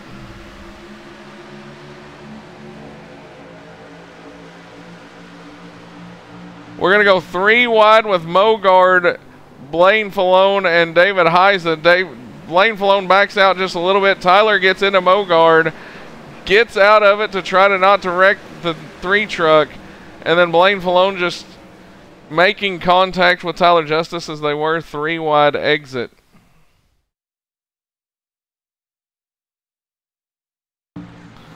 We'll go back on board now with the hood of the Wawa truck. You see him slide out there. Tyler kind of makes contact, gets the ping pong ball effect around, and then there it is, the end result. Yeah, definitely not the kind of result Tyler was probably looking for, but I tell you, the guy that's probably excited to see that caution is going to be Zach Lindgren. Yeah, definitely so, as that cuts the laps that Zach was going to have to run under green pretty much in half. Tyler going to come down and get fresh tires on that 24 truck. You know, Robbie, it's down to crunch time, and when you get stuck behind the trucks that have been out on older tires, it's one of those things where, you know, some people could say maybe over aggressive. I say that you're just trying to pick up every spot you can there at the very end of that race. And you know, some of these trucks haven't really seen the front all night, and you've got guys like Tyler Justice and Jared Mogard back there, and they're just trying to get back to the front. Yeah, inside 10 laps to go, man. My philosophy always was, as a driver, I'm going to cut you brake for, you know, all the way up to about 10, 15 laps to go. At 10, 15 laps to go, it's pretty much Katie bar the door. You know, I'm not going to give you that lane anymore. I'm going to take. I'm not going to give. And when you have a fast truck like Mogard and Tyler do, and you know you decide to pit and everybody else stays out, you got to be aggressive. If you're not aggressive, you're just going to get swallowed up. Yeah, definitely. So you saw the 24 and the 3 have to be the aggressors there. Like I said, man, we're getting down to it here. It'll be about 4 laps to go when we get when we get back racing here. As they should get the 1 to go sign and the lights off on the pace car next time. But Tell you what, I want to have a word with the guy sitting in 3rd. All right, we'll let you take it away. Anthony C. Robbie Buckner, Backwards Hat Production Booth. Got a copy, bud? Yes, I do. Well, man, we talked earlier. You said you were just trying to get a top 5 finish. You got yourself in a pretty decent position here to possibly get a win. Think you got anything for the 2 trucks in front of you? With these short amount of laps, I'm not sure. I need a long run. I know I got fresher tires than the 2 guys in front of me because I had to fix some damage, so I decided to pit. I think it was 2 cautions before that, so I know I have fresher tires than the 2 in front of me. But with these cautions, it's just, I need at least 5 laps, and we're coming down to 4 right now. Well, heck yeah, brother. Well, definitely, if nothing else, man, it's been an up and down roller coaster type night for you tonight. Hopefully you can finish this race off strong, man. Best of luck to you, and hopefully we're talking to you at the end of this thing. All right, thank you, guys. That was Anthony C. He's running in 3rd. Robbie, we've got about 89 people right now going to watch the last 5 laps of this race if you're just tuning in. It has been crazy. Mama Briggs out there in the chat, I'm pretty sure this is the most wrecks I've seen in this series. Crazy. Crazy does cover it when you go under the lights here at the Gateway Motorsports Park. It does bring out some exciting racing, but also a lot of carnage. We talked about it at the top of the show. It's breaking points. It's more like a road course. These guys have to be perfect every time by, and one guy who's going to strive for the perfection, Robbie, has got to be Zach Lindgren right now in that 85 truck.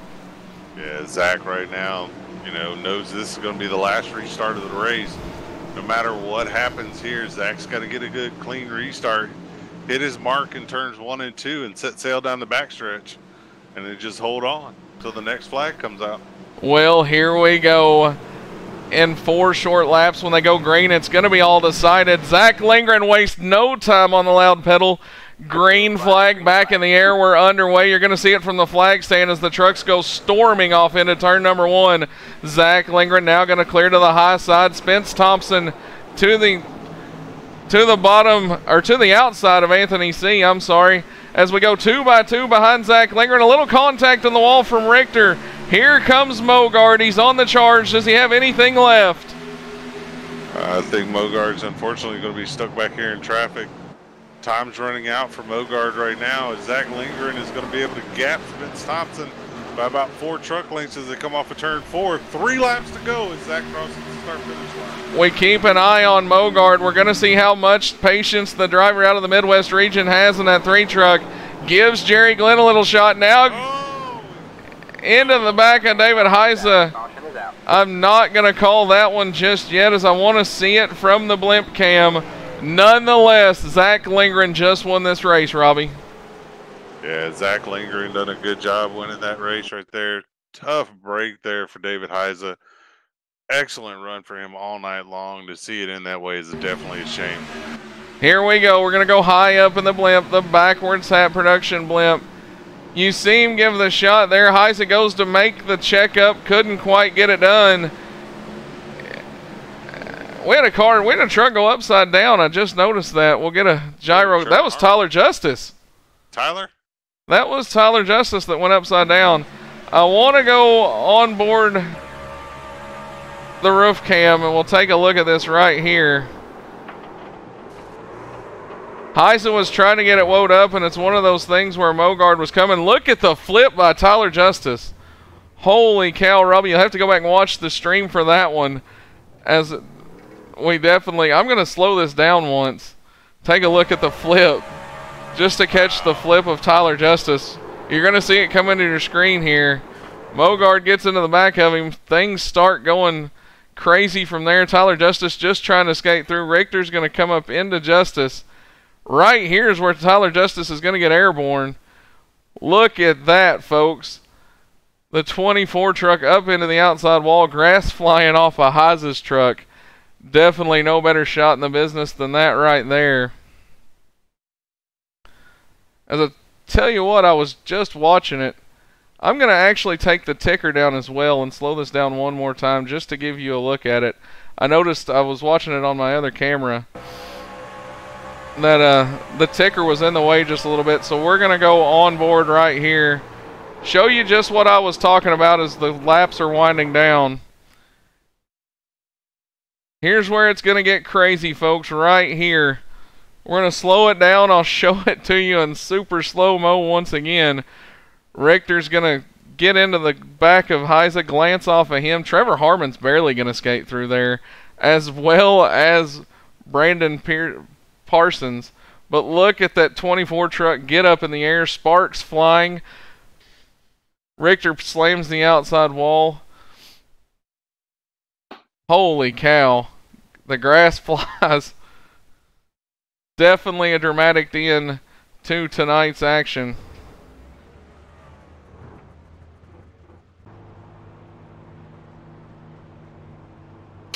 Crazy. I wanted you. Sorry I saw it all there. I tell you what, Robbie. There it is. You hear the fireworks going off in the Gateway Motorsports Park. 160 laps and a crazy finish. Yeah, that was definitely a crazy finish there. Hate to see it in that way, but definitely a good win there for Zach Lindgren. Zach done a good job playing the cards he was dealt, but a heck of a race there by Mogard and Tyler Justice all night long. Two of the classiest trucks in the field tonight. Tough breaks for them there at the end as they pitted with 10 laps to go and everybody else stayed out on them. But definitely a good race all around. A little more cautions than we're used to seeing here, like Mama Brick said. But heck of a finish to a race tonight. And you know, heart goes out to David Haase. Had a solid run tonight. Unfortunately, won't get a finish to show for it. Yeah, definitely heartbreak for the driver in the 7-Eleven. As Zach Lindgren, I'm just trying to really find the words to call the action that we just saw, man. It's hard to. The Scott Andreas out there with the bulldozer comment. You know, I can see where that would be said, Robbie. But like I said, you're on fresher tires. You're just going. You know, you're the points leader going for a win. Right, wrong, or indifferent. You know, I can see both sides of it. Where Mogard's trying to be aggressive and get back, but definitely heartbreak for Haase. Top 3 tonight: Zach Lindgren, Spence Thompson, and Anthony C. Yeah, heck of a race tonight. Everybody done a good job tonight. You know, a lot of beating and banging. Unfortunately, like we talked about several times, it's all about break points. There at the end of the race, fresh tires versus old tires. Definitely a big difference in speed. Hate to see it end that way, but, you know, that's sometimes the way racing goes. Congratulations, though, to Zach Lindgren. Don't take anything away from Zach. Zach had a fast truck all night. He was a top 3 truck all night long. So, Zach didn't just luck into this. So, good job by Zach. And, Mike Hutton, I see your question out there. This is the iRacing Simulator. If you go to www.iracing.com, you can download and join during the program if you want to be a part of it. But well, I tell you what, Robbie, before we get to top 3 interviews, I'm going to do something we don't normally do. I'm not exactly sure what's going to come out of this, but David Haase, this is Bradley Wilson, the Backwards Hat Booth. You got a copy? Yes, sir. Well, man, we usually don't put a mic in somebody's face right after a race like that. Heartbreak for you. You had made all the right moves, position that 7-Eleven truck into the top 5 in the closing laps. Tell us what you saw from your side. Well, you know, honestly, I got caught out on pit strategy, so I had to stay out that last one.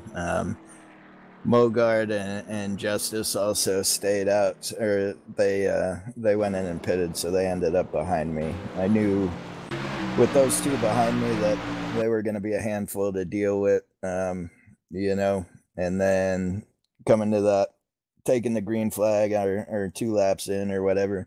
Looked like Mogard had a little bit of a run and just, he got into the back of me.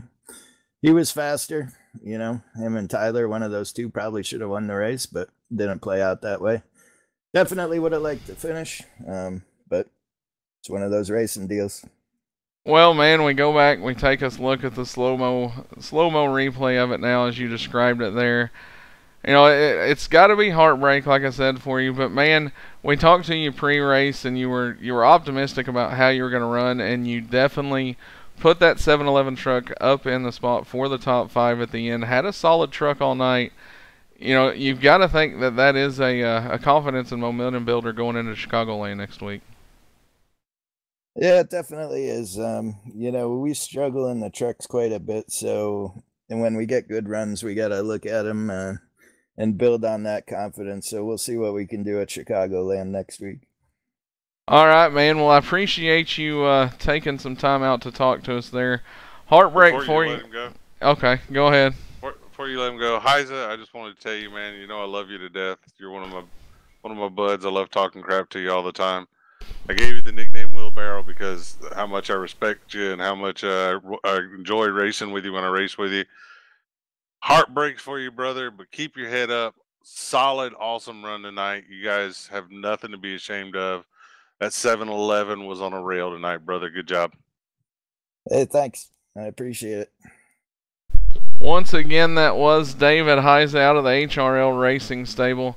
Robbie, like I said, I normally don't do that, but I wanted to get a talk with Heise after such a great run that come up just a little bit short. And that, folks, right there is why David Heise.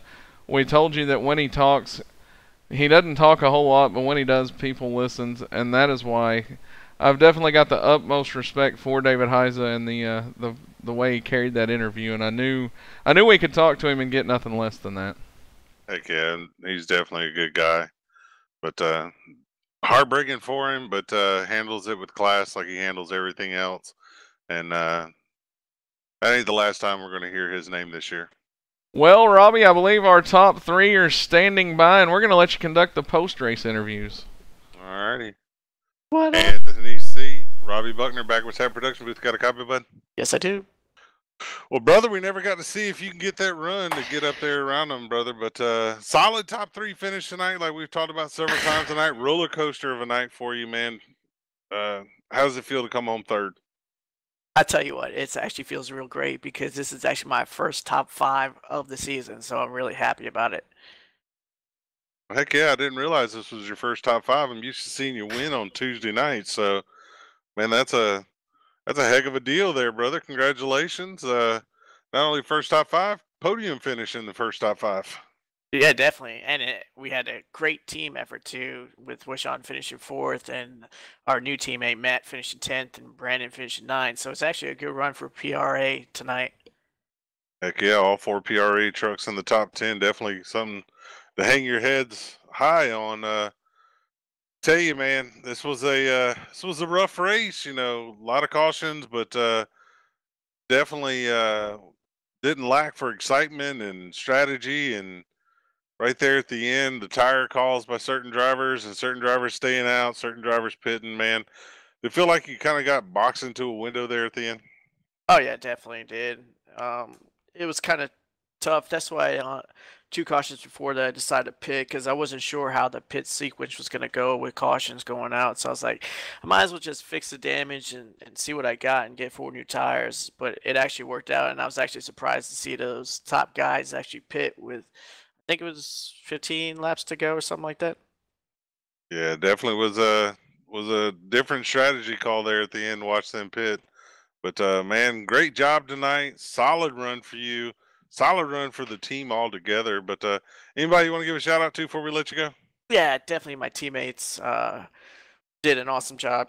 Can't wait to celebrate. And you guys and everybody watching tonight. Well, heck yeah, brother. Best of luck to you the rest of the way, and we'll talk to you next week. Yeah, definitely. And congratulations to Zach and Spence, too. We'll pass it along for you, brother. Thanks.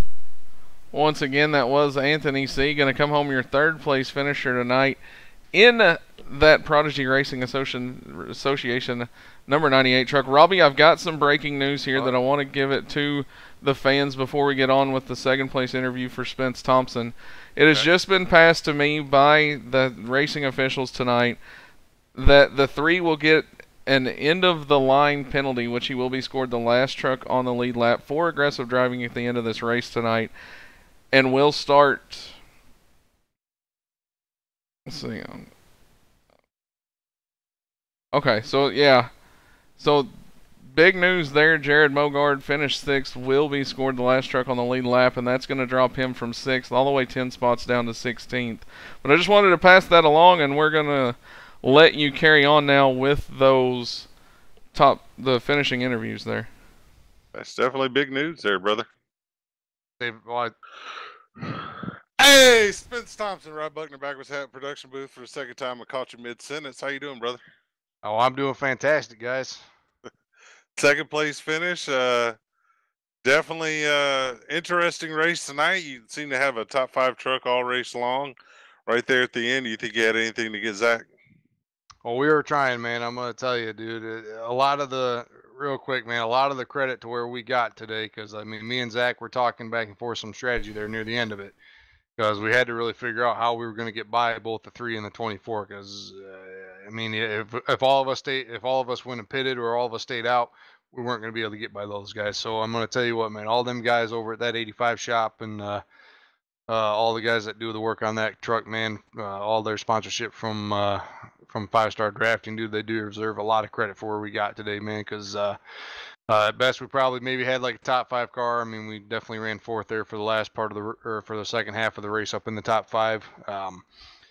Yeah, man, we just had a good solid truck all night long, man. Really pleased with the way this thing ran tonight. Definitely got up there with that strategy call at the end that me and Zach were talking about there. So I tell you, man, couldn't be happier with the result today, man. This is what we were looking for. We definitely wanted it today. I mean, we were giving it our all near the end. We just we got that caution at the end that pretty much sealed it. But couldn't be happier for Zach, man. He did a heck of a job on that call there and getting himself out front and running his line at the end. Tell you what, man, that cat's on a roll this year, man. He's definitely gonna be one of the title contenders for sure. Most definitely. Zach's definitely coming to his own this year, but I tell you, for you, it's a big bounce back race, man. Another solid finish, starting to turn the season around, building that momentum heading into the last couple races before the beginning of the hunt. Yeah, and I guess this year we can definitely say, as much as I don't like this place running that Gateway, at least we were able to come away with both times with good top 5 finishes, man. Like I said, couldn't be happier with all the guys on this WFO 89 team. All thanks to Sylvega for coming on board this year.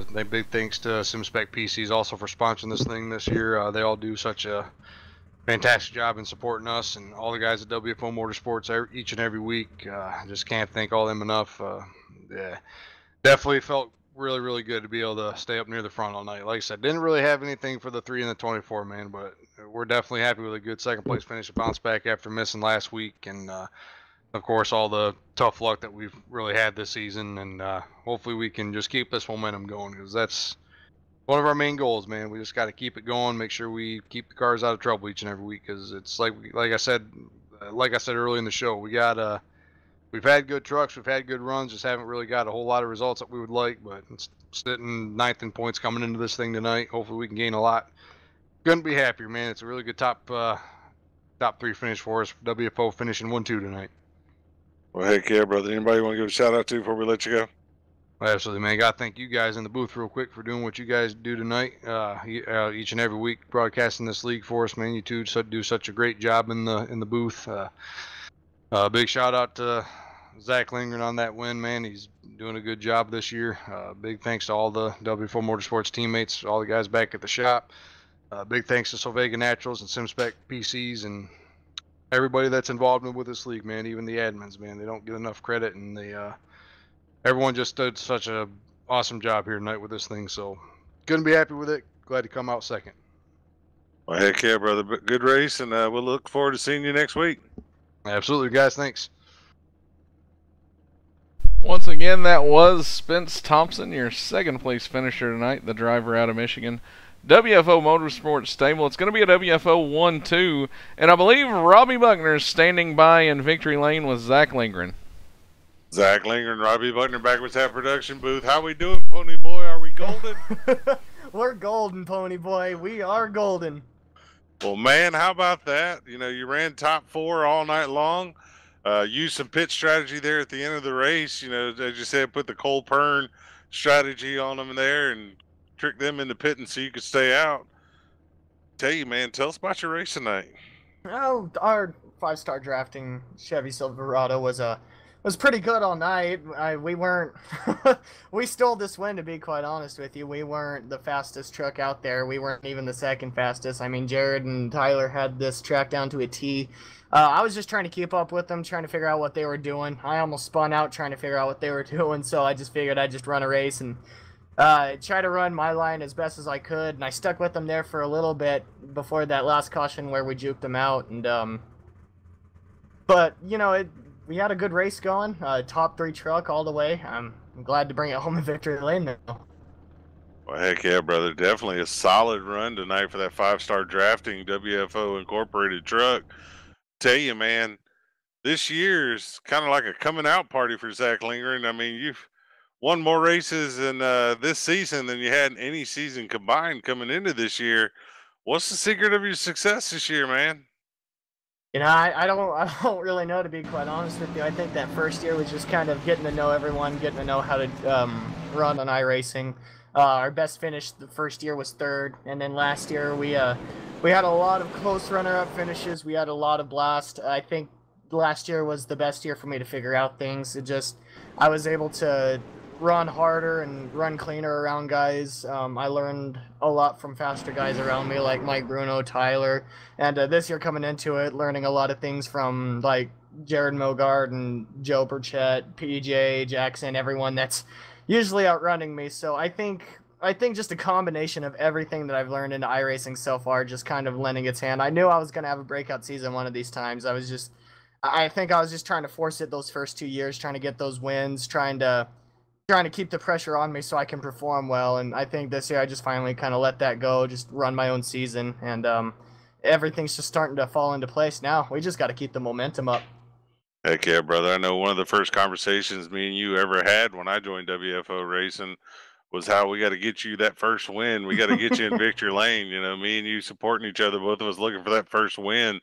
Get us out there, get us going. And I always told you, if you ever won one, the damn floodgates were going to open. And I'll be darned if the floodgates aren't open and Zach Lindgren's name is in victory lane once again this year. Congratulations on a solid win tonight, man. Anybody you want to give a shout out to? Yeah, I want to thank the sponsor truck, 5-star drafting. Without those guys, this truck would be just black, red, and white. Shout out to BA Graphics for putting the black, red, white on this truck. This truck looks superb week in and week out. Everyone at WFO, like I was saying, you guys, you, Bradley, Spence, all our affiliated teams, just there are so many people to name off that I don't think you guys have the time to do that. I know you guys probably want to get to bed as much as I do, so just everyone at WFO, you guys obviously up here in the booth dedicating your time to do this. I know you guys rather be out here on the track, but your sacrifices up here. Speaking of sacrifices, the brave men and women overseas, putting their lives and bodies out on the line for this great country, for me allowing to sit on my computer and play a video game. So huge shout out to those guys overseas defending us. Just everyone that's ever helped me in iRacing, it's just a huge shout out to them. Well, heck yeah, brother. Congratulations again tonight on the win. Go celebrate with your crew, and we look forward to seeing you next week, brother. Awesome. Thank you, guys. Once again, that was tonight's winner, Zach Lindgren. Robbing this man that goes from, coming into the season still chasing that first career win to picking up 3 so far, and we're only at the halfway point of the season, so you've got to think this is a lot of momentum building, especially going into next week at Chicagoland. We're going to take a look at the standings now as they ended. You will see that Zach Lindgren once again comes from 9th. Pit strategy, the gamble finds pay dirt here at the Gateway Motorsports Park to pick up tonight's win. definitely congratulations to him. Spence Thompson's going to do the same and come from 10th to 2nd. 3rd will be Anthony C.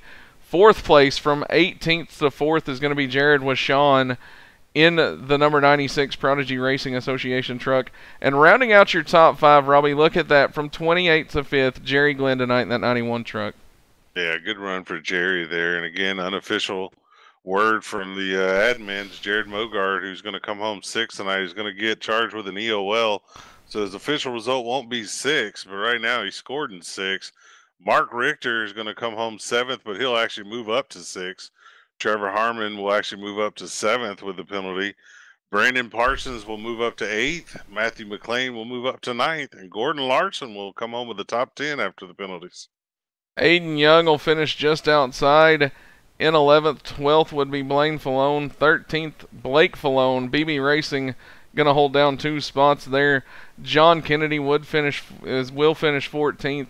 David Heisa 15th. Tyler Justice, after starting on the pole and leading most of this race in a commanding fashion, will come home in the 16th position. Joe Burchett will move up 1 spot to 17th. 18th will be Andrew Yoder in his 2nd start in that WFO developmental truck. 19th, AJ Rogers and Brady Briggs going to round out the top 20. Yeah, 21st will be Chris Baines. 22nd, Kelsey Rogers. Terry Mason is going to come home 23rd. James McKee, 24th. Derek Robinson, 25th. Austin Tremblay is going to come home 27th. Brian Broderick's going to come home 28th after early issues. Jackson Allen, another guy, strong truck tonight, but unfortunately he's going to come home in 29th position tonight. And unofficially, I'll come home in 31st. Unofficially, you will. Is you got to get out there and, get that itch and run some practice with these guys, Robbie. Was there any indication through practice of the adversities these guys were going to have to face tonight? I'll be honest with you. I kind of sensed that turn 2 was going to be a little bit of an issue. I kind of got loose there myself off the low side, but I thought that was just me. I didn't realize that it was actually the track.